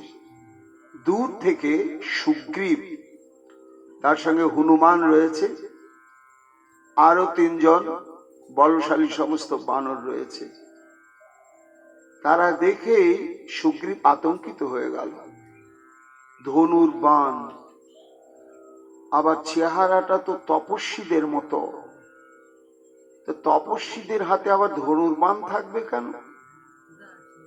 হনুমান নিশ্চয় দাদা বালি এই যে আমাকে তাড়িয়েছে, বিতাড়িত করেছে করে আমি যে এখানে বসবাস করছি সংবাদটা ভালোভাবেই জানে, তা নিশ্চয় আমার কোন অনিষ্ট সাধনের জন্যই বোধহয় পাঠিয়েছে। এরা কারা? ওই যে আসছে এদিকেই, দেখো দেখো, তুমি শিগগির যাও, শিগগির যাও। শোনো, এই রূপে যেও না, তুমি ছদ্মরূপ ধারণ করো, ব্রাহ্মণের বেশে, তপস্বী ব্রাহ্মণের বেশে সেখানে যাও, গিয়ে তাদের সঙ্গে মেলামেশা করে তাদের মতো হয়ে কথা বলে বলে তারপরে তাদের মনের অভিসন্ধিটা তুমি জেনে তবে আমার কাছে এসো। হনুমান ব্রাহ্মণের বেশ, তপস্বী বেশ ধারণ করে প্রভু রামচন্দ্রের কাছে ধীরে ধীরে উপনীত হলেন। এই সুগ্রীব বালির ভয়ে এখানে বসবাস করছিল কেন? কে সুগ্রীব আর বালি বা কে? তাদের নাম বালি হলো কেন আর সুগ্রীবই হলো কেন? এ নিয়ে রামায়ণে অনেক ঘটনা রয়েছে। এদের জন্মের অভিনব ইতিহাস আছে। সেই ইতিহাসটা হচ্ছে এই যে একবার ব্রহ্মা ব্রহ্মলোক পরিত্যাগ করে এই ভূমণ্ডলে পরিভ্রমণ করতে করতে তপস্যা করবেন, নিরালা স্থান পেলেন মেরু পর্বতে। তা মেরু পর্বতে তিনি পদ্মাসনে বসে যখন কঠোর ধ্যান নিমগ্ন হলেন সৃষ্টি সংকল্প নিয়ে, তখন এক ঝলক শ্রী ভগবানের আবির্ভাব অনুভব করলেন। আনন্দের শরীরটা শিহরিত হয়ে উঠল এবং অশ্রুবিন্দু পতিত হলো। আর যে অশ্রুবিন্দু পতিত হলো এক ফোঁটা, তার থেকে অদ্ভুত একটি প্রাণীর জন্ম হয়ে গেল। তার নাম ঋক্ষরাজ, বানরের মতন দেখতে। সে তখন ব্রহ্মাকে ঘিরে নাচতে লাগলো। ব্রহ্মা বলছে, ওই তো আমার থেকে জন্ম হলো, যাও ওই সরোবরে স্নান করে এসো। তার নিকটে একটা সরোবর ছিল। এখন ঋক্ষরাজ সেখানে গিয়ে স্নান করতে গিয়ে জলের মধ্যে নিজের প্রতিবিম্ব দেখছে। তো বানর, তো বানরের দেখবেন স্বভাব আছে, বানরকে যদি একটা আয়না দেন এখনো দেখবেন যে কি কাণ্ড আরম্ভ করে দেয়। ও প্রতিবিম্ব দেখলেই যে কি অদ্ভুত ভঙ্গি করে। এখন জলের মধ্যে নিজের প্রতিবিম্ব দেখে তার সঙ্গে একবার মুখ ভ্যাংচাচ্ছে, একবার হাত এমনি এমনি করছে, কখনো রাগারাগি করছে, করতে করতেই তাকে ধরবে বলে জলে ঝাঁপিয়ে পড়েছে। আর যে ঝাঁপিয়ে পড়েছে সঙ্গে সঙ্গে তার মূর্তিটা পাল্টে গেল, গিয়ে এক অদ্ভুত দিব্য রমণী রূপ ধারণ করল। দিব্য রমণী রূপ ধারণ করে তীরে উঠে দেখছে, যা আমি এইরকম এত রূপসী, এত যৌবনদীপ্ত মূর্তি, দৈবক্রমে একসঙ্গে 2 জন দেবতা, সূর্যদেব উদিত হয়েছেন আর দেবরাজ ইন্দ্র বিমানে চড়ে যাচ্ছিল। তারা ওই মেরু পর্বতের সানুদেশে সরোবর তীরে ওই অনবদ্য মনোরম রমণীকে দর্শন করে কামাসক্ত হয়ে গেল। দুজনে একই সঙ্গে হয়ে তাদের রেতবিন্দু স্খলিত হলো, হয়ে ইন্দ্রের রেতবিন্দু পড়ল সে রমণীর কেশ বা বালেতে, আর সূর্যের রেতবিন্দু এসে পড়ল গ্রীবাদেশে। সঙ্গে সঙ্গে তার থেকে দুটি সন্তানের সৃষ্টি হয়ে গেল। তা ওই কেশ বা বাল থেকে জন্ম হলো, তার নাম বালি। দেবরাজ ইন্দ্র তাকে আশীর্বাদ করলেন যে তুমি ভয়ঙ্কর বলশালী হবে, অপ্রতিদ্বন্দ্বী। আর গ্রীবার থেকে জন্ম যে লাভ করলো একটি সন্তান, তার নাম হলো সুগ্রীব। সূর্যদেবের আশীর্বাদে সেও হয়ে গেল মহাবলশালী। তাদেরকে নিয়ে তীরে অবস্থান করতে করতে আবার যে সরোবরে স্নান করেছে, আবার তার বানর রূপটা ফিরে এলো। তখন ওই দুটো সন্তানকে নিয়ে ব্রহ্মার কাছে গিয়ে হাজির, সমস্ত ঘটনা খুলে বললে। তখন ব্রহ্মা বললে, ঋক্ষরাজ, তুমি এই দুটো সন্তানকে নিয়ে চলে যাও কিষ্কিন্ধা পর্বতে। সেখানে কোনো শাসক নেই, সমাজটা উশৃঙ্খল হয়ে আছে। তুমি সেখানে গিয়ে সাম্রাজ্য স্থাপন করো, করে তোমার এই দুটি সন্তানকে নিয়ে তুমি সেখানেই জীবন যাপন করো। এই তখন এই বালি আর সুগ্রীব এইভাবে তাদের আবির্ভাব হলো। তারপরে সুদীর্ঘ কাল বালি সুগ্রীবকে সমস্ত বিদ্যায় পারদর্শী করলে ঋক্ষরাজ। করার পরে সে যখন প্রাপ্তি হয়ে গেল, তখন জ্যেষ্ঠ পুত্র বালিকে সমস্ত ব্রাহ্মণ বৃন্দ, আমাত্যগণ, পুরোহিত এবং মন্ত্রী তারা দেখলে যে জ্যেষ্ঠ পুত্রেরই অধিকার, অগ্রাধিকার, তখন বালিকেই সিংহাসনে বসানো হলো। পরাক্রমশালী বালি, তার পুত্রের তার সহধরীর নাম হচ্ছে তারা দেবী, এবং সুগ্রীব হলো তার মন্ত্রী। সুগ্রীব ছিল খুব নীতিবান, অনুগত, সত্যনিষ্ঠ। সে তখন প্রাণ দিয়ে দাদাকে সেবা করত, পরিচর্যা করত, মন্ত্রণা দিত। এইভাবে বেশ কিছুদিন চলছিল। চলতে চলতে দৈব ক্রমে দুন্ধুবি নামক এক ভয়ঙ্কর রাক্ষস সে আক্রমণ করলো বালিকে। তার বিশাল দেহ, সে দেহটা ছিল মহিষের মতো, মহিষাকৃতি, পাহাড়ের সমান শরীর। বালি তো তাকে পরাভূত করে ধরে ঘুরিয়ে ঘুরিয়ে ঘুরিয়ে ঘুরিয়ে একেবারে সজোরে ছুড়ে দিলে। তা কিষ্কিন্ধার থেকে বহু যোজন দূরে হচ্ছে এই ঋষ্যমুখ পর্বত। এই ঋষ্যমুখ পর্বতে এসে ওই শরীরটা পড়ল, পড়ে থেতলে গিয়ে তার থেকে রক্ত ছিটে ওই মতঙ্গমণির আশ্রম নিকটে ছিল, সেখানে সব রক্তময় হয়ে গেল, অপবিত্র হয়ে গেল। মতঙ্গমণি দেখলে, ইস, এই তপবনটাকে অপবিত্র করে দিলে কে বটে, কে বটে, কার এত বড় স্পর্ধা। জানলে ও বালি। তোমার ধারণা ছিল না, তুমি অন্য জায়গায় ফেলতে পারতে ওটা, যে ওই দেহ থেকে রক্ত এসে এই তপবনকে অপবিত্র করে দেবে। যাও, আমি অন্য কোনো মৃত্যুদণ্ড দিলাম না, অভিশাপ দিলাম যে এই আশ্রমের চারিদিকে তুমি 10 যোজন সীমানার মধ্যে প্রবেশ করলেই তোমার মৃত্যু হবে। সেই থেকে বালি এই অভিশাপের ভয়ে কোনোদিন এই মতঙ্গমণির বনটার নাম হচ্ছে মতঙ্গ বন, তার সীমানার মধ্যে আসতেন না। এখন দু ভাই যথেষ্ট মিল। এইবার যখন দুন্ধুবি নিধন হয়ে গেল, তখন তার ছেলে, তার নাম হচ্ছে মায়াবী, সে আরো বিশাল শক্তিশালী দানব। সে একদিন গভীর রাত্রিতে আক্রমণ করলো কিষ্কিন্ধার প্রাসাদ। আর যে আক্রমণ করলো গভীর রাত্রিতে, দু ভাইয়ের ঘুম ভেঙে গেল। বালি এবং সুগ্রীব অস্ত্র শস্ত্র নিয়ে ধাওয়া করলে মায়াবীর পেছনে। দু ভাই ছুটছে, ছুটতে ছুটতে ছুটতে ছুটতে মায়াবী একটা ভূগর্ভের ভেতরে প্রবেশ করলো। যখন প্রবেশ করলে তখন বালি বললে, ভাই সুগ্রীব, না দুজনে আমরা ভেতরে যাব না, তুমি এইখানে থাকো, এই গুহার মুখে তুমি থাকো, আমি ভেতরে যাই। আমি যতদিন না ফিরবো তুমি এখানে কিন্তু অপেক্ষা করবে, তোমার কোনো ভয় নেই।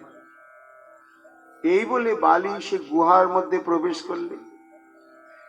1 বছর কেটে গেল। বালি তো ওইখানে, সুগ্রীব তো ওইখানে পাহারা দিচ্ছে। যখন 1 বছর পার হয়ে গেল, তখন শোনা যেতে লাগলো ভয়ঙ্কর গর্জন গুহার মধ্য থেকে। তারপরে দেখতে দেখতে সেই ভয়ঙ্কর ভাবে জলপ্রপাতের মতো রক্ত বেরোতে লাগলো গল গল করে গুহার মুখ দিয়ে অজস্র। দাদা দাদা দাদা বলে ডাকতে লাগলে বালিকে, কোনো সাড়া শব্দ পেলে না। তখন চিন্তা করলে, সর্বনাশ, এ তো দানব ঠিক আমার দাদা বালিকে নিধন করে ফেলেছে। এইবার যদি আমাকে আক্রমণ করে, তাহলে তো এই রাজ্যটাই তো রক্ষাই হবে না। তাহলে আমাকে অন্তত বাঁচতে হবে, কিন্তু যাতে আমাকে আক্রমণ করতে না পারে তার ব্যবস্থা করি। তখন ওই গুহার মুখটা, সেও তো বিশাল বলশালী, বিশাল একটা পাহাড়কে তুলে নিয়ে এসে সেখানে চাপা দিয়ে দিয়ে ফিরে গেল। গিয়ে বামুন ঠাকুর মশাইদের ডেকে নিয়ে শ্রাদ্ধাদি হয়ে গেল। তারা দেবী বিধবার বেশ পড়লে। এইবার কি হবে? তখন মন্ত্রী, আমাত্য, ব্রাহ্মণ বৃন্দ সবাই মিলে বললে, সুগ্রীব, দৈব ঘটনা, তোমার দাদা তো চলেই গেল, এখন তো সিংহাসন শূন্য, আমরা তোমাকে এই সিংহাসনে বসাবো। বলে, না না না, সে কখনো হবে না। আমার বিবেকে বাজছে, দাদা নেই, কিন্তু তবু আমি ওই সিংহাসনে বসতে চাই না, আপনারা অন্য কাউকে দেখুন। না না, তুমি এর পরবর্তী উত্তরাধিকারী, তোমাকেই বসতে হবে। তারা তখন অভিষেক করে সুগ্রীবকে রাজা করে দিলে।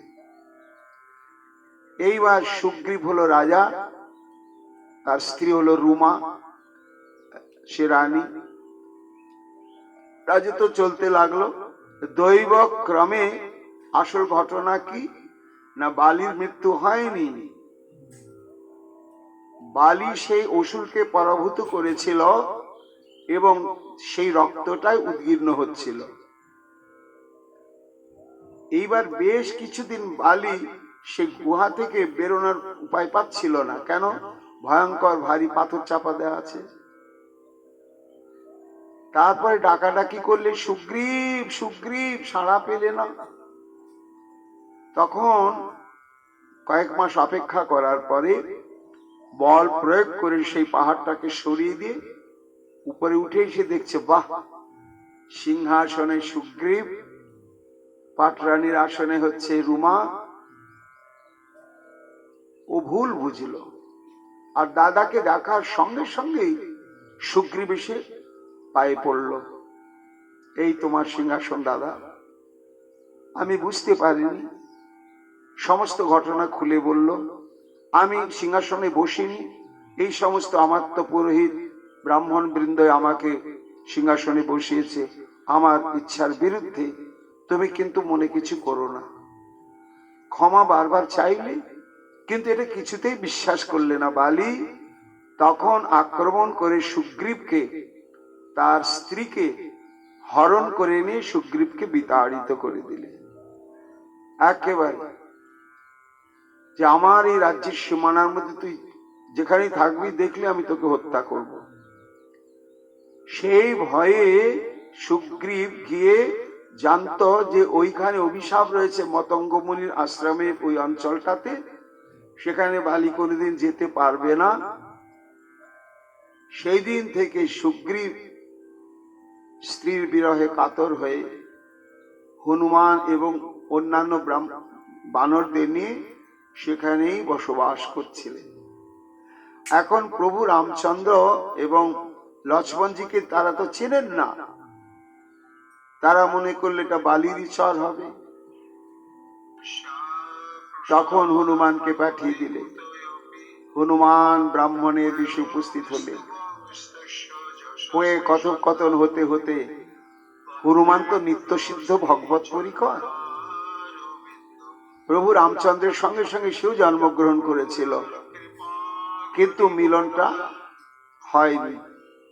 এই মিলনের সূত্র তখন প্রভু রামচন্দ্রের সঙ্গে কথোপকথন হতে হতে তখন হনুমান জানলে এই আমার প্রভু।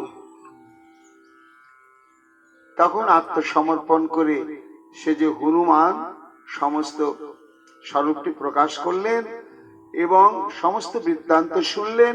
শোনার পরে তখন বললেন, প্রভু তাহলে যেতে হবে সুগ্রীবের কাছে, সুগ্রীবের সঙ্গে মিত্রতা স্থাপন করতে হবে। মা সীতার উদ্ধার, মা সীতার সন্ধান একমাত্র সুগ্রীবের সহযোগিতা ছাড়া কিছুতেই হবে না। তখন হনুমান রামচন্দ্রকে এক কাঁধে আর লক্ষ্মণজিকে এক কাঁধে নিয়ে একেবারে আকাশ পথে গিয়ে, সুগ্রীব কিছু দূরে ছিল, সেখানে গিয়ে উপস্থিত হলেন। হওয়ার পরে এইবার সুগ্রীবের সঙ্গে সমস্ত কথোপকথন, তা দুজনার বিরহটা তো কিছুটা একরকম।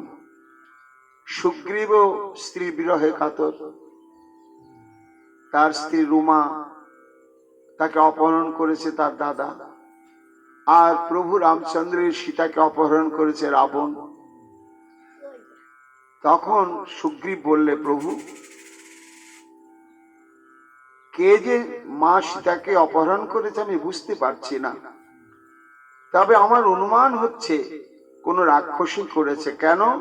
তার নিদর্শন আমার কাছে আছে। হ্যাঁ, তোমার কাছে আছে সুগ্রীব?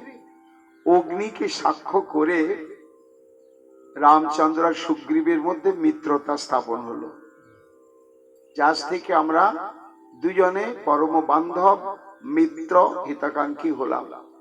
ছায়া কায়ের মতো আমরা দুজনে একসঙ্গে থাকব। এইবার রামচন্দ্রের সীতার সন্ধানের সম্পর্কে জানলে কি না, সুগ্রীব বলছে, প্রভু একদিন আমি এবং আমার এই 4 জন বানরকে নিয়ে আমরা এইখানেই অপেক্ষা করছিলাম, আর হঠাৎ আকাশ পথে আর্তনাদ শুনতে পাই। দেখি এক ভয়ঙ্কর রাক্ষস একজন সতীকে হরণ করে নিয়ে চলে যাচ্ছে, আর সে আর্তনাদ করছে হা রাম বলে। আর নিচের দিকে আমাদেরকে দেখতে পেয়ে সে তার অঙ্গের অলংকার গুলো ছুঁড়ে ফেলে দিয়েছিল। সেই অলংকার আমি যত্ন করে রেখে দিয়েছি প্রভু। সীতার অলংকার সুগ্রীব তোমার কাছে? আহা, প্রভু রামচন্দ্র এতই সীতার প্রতি কাতর ছিলেন, তিনি যেন অলংকার পাওয়া মানে সীতাকেই পেয়ে গেলেন মনে করলেন। শিগগিরই নিয়ে এসো, শিগগিরই নিয়ে এসো। খুব যত্ন করে সুগ্রীব রেখে দিয়েছিল। এইবার সে অলংকার সমূহ নিয়ে আসা হলো। প্রভু রামচন্দ্রকে দেওয়ার সঙ্গে সঙ্গে বুকে জড়িয়ে ধরলেন, নয়নের জলে অভিষিক্ত করলেন অলংকারকে। দেখো দেখো লক্ষণ, সত্যি চিনতে পারো জানো কি এসব অলংকার কিনা? অন্য কারো তো হতে পারে, তুমি যদি চিনতে পারো আমি আরো নিশ্চিন্ত হব। তখন বালা, বাউটি, কুণ্ডল, হার এসব দেখে লক্ষণ চিনতে পারলে না। না না প্রভু, এই বালাটা দেখে আমি চিনতে পারছি না, এই কুণ্ডলটা দেখে আমি চিনতে পারছি না, এই হারটা দেখে আমি চিনতে পারছি না। ও, তাহলে আমার সীতা নয় মনে হয়। নূপুরটা দেখার সঙ্গে সঙ্গে হাউ হাউ করে কাঁদতে লাগলে লক্ষ্মণ। প্রভু, এটা দেখে চিনতে পেরেছি, এটাই মা জানকী। তাই এটা তুমি চিনতে পারলে, আর এই অলঙ্কারগুলো কেন চিনতে পারলে না? তাহলে অন্য কারো অলঙ্কার সীতার নূপুরের সঙ্গে কি করে থাকবে? তখন লক্ষ্মণজি বললেন, প্রভু তুমি তো সর্বান্তর্যামী, তুমি তো জানো আমি জন্মাবধি আজ পর্যন্ত কখনো সীতা দেবীর চরণ ছাড়া তার ঊর্ধ্বঙ্গ আজ পর্যন্ত আমি দর্শন করিনি, আর করি না, এটা আমার প্রতিজ্ঞা। কাজে মা সীতার বদনখানা কেমন আমি জানি না, জানার কৌতূহল আমার নেই। তার অঙ্গ প্রত্যঙ্গে কি কি অলঙ্কার আছে তাও আমার জানা নেই, সে অলঙ্কার গুলো দেখতে কেমন তাও আমি জানি না, আর জানার কৌতূহল নেই। আমার দৃষ্টি, আমার অনুরাগ, আমার শ্রদ্ধা জানকীর একমাত্র চরণেই, আর এই চরণেই আমি দৃষ্টি দিতাম বলে এই নূপুরটা আমার সুপরিচিত।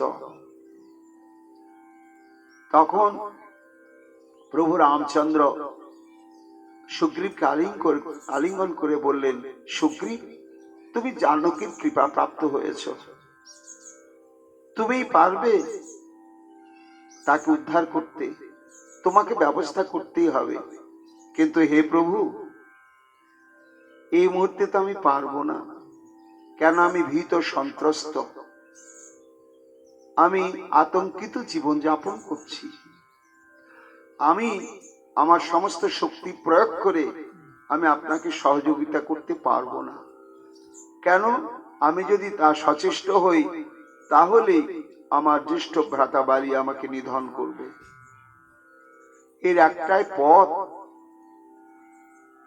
সে হচ্ছে আমার এই ধর্মপত্নীকে হরণ করে ভোগ করছে, এবং আমি তার কাছে ক্ষমা চেয়ে সমস্ত সত্য কথা বলাতেও যে বিশ্বাস করলে না, অন্যায় করে আমাকে বিতাড়িত করে দিলে, আমি যদি কখনো আবার সে রাজশক্তিতে প্রতিষ্ঠিত হতে পারি প্রভু, তাহলে আমি সর্বশক্তি দিয়ে তোমার সহযোগিতা করব।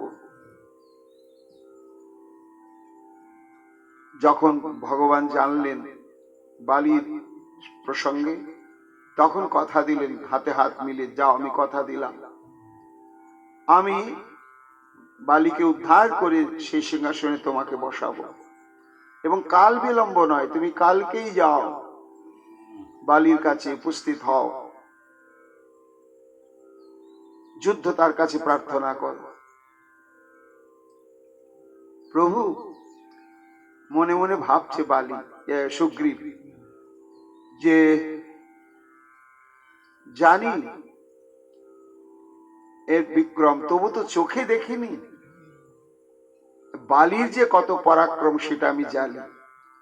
বালিকে প্রতিহত করতে পারে ভগবত শক্তি সম্পন্ন কোন মহাবীর ছাড়া কেউ পারবে না। অত বড় ত্রিভুবন বিজয়ী রাবণকে লেজটা দিয়ে ধরে 7 সমুদ্রে ডুবিয়েছিল, তাকে পরাভূত করবে কে? ইনি কি পারবেন? তাই একটু মনের মধ্যে সন্দেহ, সেই সন্দেহ মেটাবার জন্য বললেন, প্রভু তুমি মনে কিছু করো না, ওই দেখো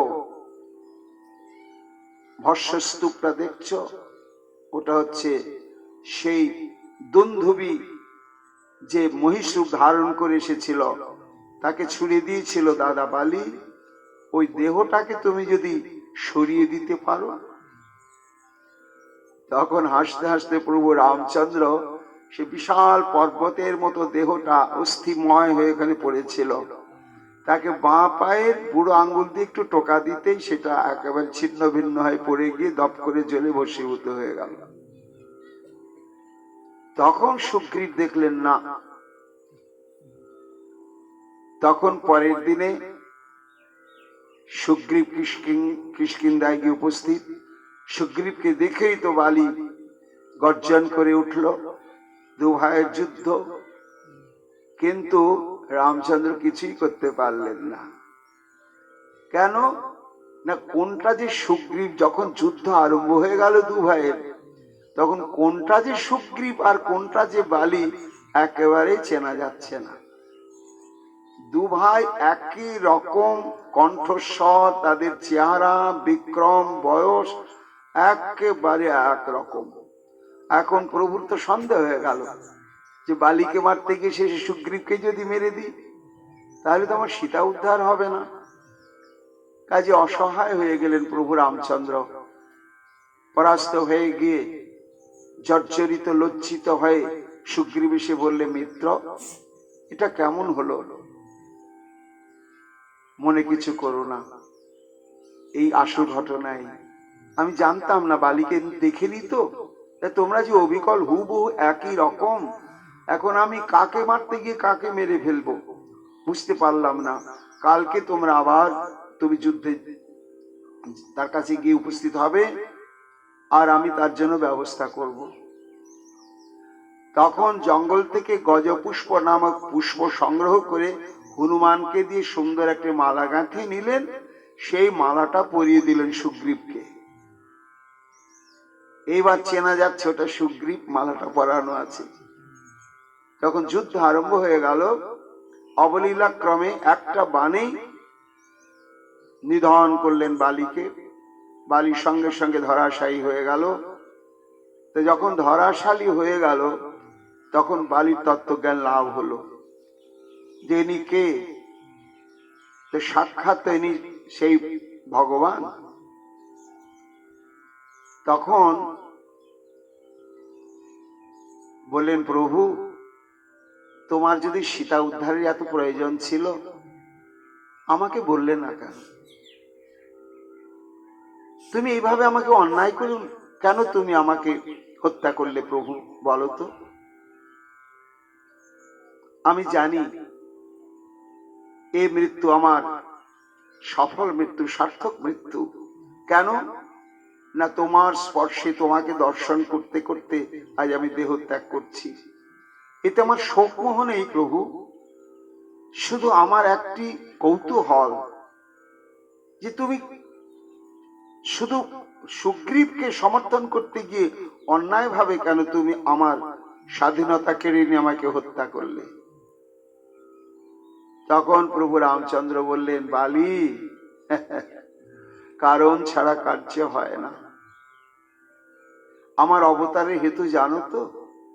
মর্যাদা পুরুষোত্তম, আমি সনাতন ধর্মকে রক্ষা করবার জন্য আবির্ভূত হয়েছি। তোমাকে বিনা কারণে আমি হত্যা করিনি বালি, ভয়ঙ্কর কারণ আছে, এবং সেই অপরাধে তুমি অপরাধী, সেই দোষে তুমি ভয়ঙ্কর দোষী। তদেতাৎ কারণং পশ্য যদর্থং ত্বং মায়া হত ভাতৃর বর্তসি ভাজ্যাং ত্যক্তা ধর্ম সনাতনম। তোমার ভয়ঙ্কর অপরাধ কোথায় জানো না? সনাতন ধর্মের, সনাতন আদর্শ নীতিকে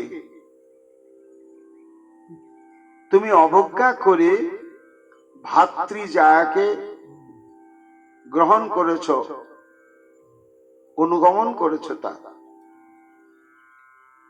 অশ্বত্তং ধর্মানুষ শীঘ্রবশ্য মহাত্মন রুমায়াং বর্তসে কামাত সুস্নাং পাপকর্মকৃত। দেখো, সুগ্রীব তো মারা যায়নি, তার স্ত্রী রুমা তো বিধবা নয়। যদি বিধবা হতো তুমি তাকে অঙ্গীকার করতে, তবুও কিছু ধর্মের দিক থাকতো। সে তো জীবিত রয়েছে। আর তার ধর্মপত্নী, সে তো তোমার কনিষ্ঠ ভ্রাতার স্ত্রী। সে তোমার কাছে কেমন না পুত্রবধূ তুল্য।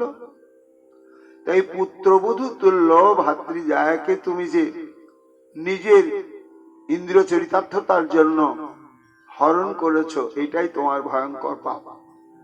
তদ ব্যতীতস্যতে ধর্মাৎ কামবৃত্তস্য বানর ভাতৃর জায়াভি মস্যস্মিন দণ্ডং প্রতিপাদিত। তুমি ধর্মভ্রষ্ট হয়ে কামে প্রবৃত্ত হয়ে কামাসক্ত চিত্তে এই যে ভাতৃ জায়াকে তুমি গ্রহণ করেছ, এটাই ভয়ঙ্কর অপরাধ। এই অপরাধ শুধু তুমি নয়, যে কেউ করলেই তার পরিণাম এই একই হবে। নহি লোক বিরুদ্ধস্য লোক বৃত্তাদ অপেয়ুষু দণ্ডাৎ অন্যত্র পশ্যামি নিগ্রহ হরিযুথপ।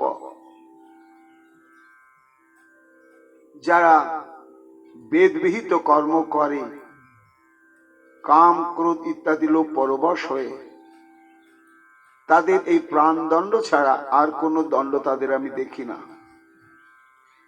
শোনো বালি, ন চাতে মৎস্যয় পাপং ক্ষত্রিয় অহং কুলোদ্গত। তুমি জানো আমার আবির্ভাবের কারণ কি?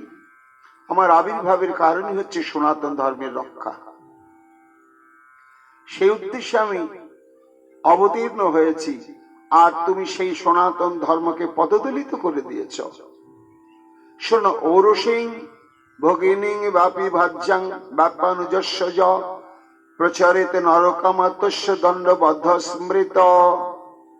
শাস্ত্র বলছে নিজের ঔরজাত কন্যা, নিজের ভগ্নী এবং ছোট ভাইয়ের স্ত্রী, এই তিনজনের দিকে কোনোদিন কামাসক্ত চিত্তে তাকাতে নেই। এদেরকে কন্যাবতী ভাবতে হয়। ভগিনী, কন্যা এবং ভাতৃজায়া ছোট ভাইয়ের স্ত্রী, এদের প্রতি যারা কামাসক্ত চিত্ত হয়ে ভোগ করে, তাদের একমাত্র প্রাণ দণ্ডই হচ্ছে সমুচিত দণ্ড। এই জন্য তোমাকে এই শাস্তিটা পেতে হলো। তখন রাম রাম রাম রাম বলতে বলতে বালি নিজের মৃত্যুর কারণটা জানতে পেরে আশ্বস্ত হলেন, আনন্দিত হলেন যে প্রভু রামচন্দ্রের হস্তে আমার দেহটা গেল। চলে গেলেন। সুগ্রীবকে ভগবান রামচন্দ্র নিজে উপস্থিত থেকে সাড়ম্বরে বিশাল রাজ্যাভিষেক করলেন। রাজ্যাভিষেক করে সিংহাসনের দায়িত্ব দিলেন, দিয়ে বললেন, মিতা বন্ধু, সবে মাত্র তুমি তো রাজা হলে, আগে রাজ্যটাকে নিজের অধীনস্থ একটু ঠিকঠাক করে বশীভূত করে নাও, তারপরে যে উদ্দেশ্য নিয়ে তোমার সঙ্গে আমার বন্ধুত্ব, সে কাজ আরম্ভ হবে। কিন্তু আমি থাকবো কোথায়? আমি তো সেই চিত্রকূটে ফিরে যেতে পারবো না। তখন সুগ্রীব বললেন, হে প্রভু, তুমি এক কাজ করো, এই নিকটে মাল্যবান পর্বত, সেখানে বন্য জীবন, বনবাসী জীবন যাপনের অনুকূল পরিবেশ প্রাকৃতিক ভাবেই রয়েছে। তুমি সেখানে অবস্থান করো, আমি নতুন সিংহাসনে বসলাম, সাম্রাজ্যকে আমি ঠিক করায়ত্ত করে নি, সেই উদ্দেশ্য সাধন আরম্ভ হবে। তখন লক্ষ্মণজি কে নিয়ে প্রভু রামচন্দ্র সে প্রবর্ষণ বা মাল্যবান পর্বতে যখন উপস্থিত হলেন, তখন দেবতাগণ বিশ্বকর্মাকে দিয়ে প্রাকৃতিক ভাবে ওখানে সুন্দর সুন্দর গুহা ইত্যাদি ইত্যাদি যা প্রয়োজনীয় সব ব্যবস্থা করে রেখেছিলেন। সেখানে রামচন্দ্র অপেক্ষা করতে লাগলেন। ক্রমে ক্রমে গ্রীষ্ম, বর্ষা, শরৎ ঋতু অতিক্রান্ত হয়ে গেল। এই ঋতুতে ঋতুতে প্রাকৃতিক পরিশোভা উপভোগ করতে গিয়ে প্রতি মুহূর্তে প্রভু রামচন্দ্র সীতার বিরহে কাতর হতে লাগলেন। এদিকে সুগ্রীব রাজ্য পরিচালনার ব্যাপারে এমন ভাবে নিমজ্জিত হয়ে প্রভু রামচন্দ্রের সীতা দেবীকে উদ্ধার যে ত্বরান্বিত, সেটা একটু বিস্মৃতই হয়ে গেল। বিস্মৃত হওয়ার জন্যই তখন প্রভু একদিন রামচন্দ্র চিন্তা করছেন, ওহো, সুগ্রীব তো রাজ্য সম্পদ ভোগে ব্যস্ত হয়ে গেল,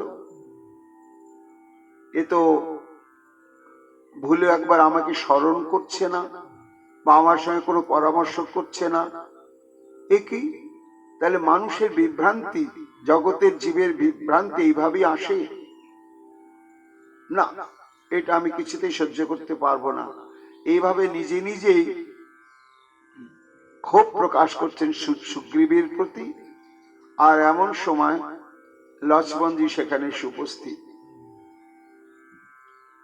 প্রভু, কি হলো? হ্যাঁ, ঠিকই তো, সব শুনে সুগ্রীবের তো ঠিক হচ্ছে না। সঙ্গে সঙ্গে ধনুর বাণ নিয়ে একেবারে লক্ষ্মণজি উপস্থিত হলে সুগ্রীবের কাছে। সুগ্রীব, তুমি খুব আনন্দে রয়েছ, এই ভোগ বিলাসের মধ্যে ডুবে, আর সেই পরতত্ত্ব পরম ব্রহ্ম আজ বনবাসী জীবন যাপন করছে এবং স্বীয় প্রকৃতির বিরহে চোখের জলে ভাসছে, এই বলে ভৎসনা করতে লাগলে সঙ্গে সঙ্গে সুগ্রীব আত্মজ্ঞান প্রাপ্ত হলে বললে, না লক্ষ্মণ, আমি এবার সচেতন হয়েছি। সঙ্গে সঙ্গে মন্ত্রীবর্গদের ডেকে বিশাল বানর সব সৈন্য প্রস্তুত করলেন, করে তাদেরকে উত্তর দক্ষিণ পূর্ব পশ্চিম বিভিন্ন দিকে সীতার অনুসন্ধানে প্রেরণ করলেন। এইভাবে চারিদিকে অনুসন্ধান করে সাড়া পাওয়া গেল না। শেষ উপস্থিত হলেন দক্ষিণ দিকে সমুদ্রের তটে। সমুদ্রের তটে যখন উপস্থিত হলেন, সেই সমুদ্রের তটে যাওয়ার পথে জটায়ুর সঙ্গে দেখা হয় এবং তার ভাই, তার সঙ্গে দেখা হয়।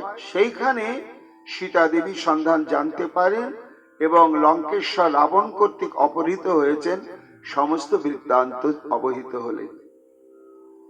হওয়ার পরেতেই এইবার সবাই সমুদ্র কূলে গিয়ে উপস্থিত হলেন। উপস্থিত হয়ে দেখছেন ধুধু সমুদ্র। এই ভারতবর্ষের ভূখণ্ড থেকে লঙ্কার ব্যবধান হচ্ছে 100 যোজন, তা 4 ক্রোশে 1 যোজন হয়, তা 100 যোজন মানে 400 ক্রোশ মানে 800 মাইল। এতটা সমুদ্র অতিক্রম করে তবেই লঙ্কাতে যাওয়া যাবে। এই জল্পনা কল্পনা চলতে লাগলো। সমুদ্রের তীরেতে বিশাল সেনা ছাউনি নির্মাণ করলে হনুমান, নল, নীল, সুসেন। তারপরে মৃত্যুর সময় বালি নিজের যোগ্য পুত্র অঙ্গদকে প্রভু রামচন্দ্রের চরণে সঁপে দিলেন যে, আমি তো তোমার সেবা করতে পারলাম না প্রভু, তাই আমার থেকে জাত আমার এই পুত্রটি তোমাকে আমি সমর্পণ করে দিলাম, এই তোমার সর্বতোভাবে সহায়তা করবে। ঋক্ষরাজ, জাম্বুবান ইত্যাদি ইত্যাদি সমস্ত বলিষ্ঠ বলিষ্ঠ ব্রাহ্মণ, বানর, তারা কেউ মন্ত্রণাদাতা ইত্যাদি, তারা তখন জল্পনা কল্পনা করতে লাগলেন। এদিকে এই সংবাদ লঙ্কায় গিয়ে উপস্থিত হলো যে রামচন্দ্র এসে গিয়েছে, সমুদ্রের ওই পারে তারা অপেক্ষা করছে।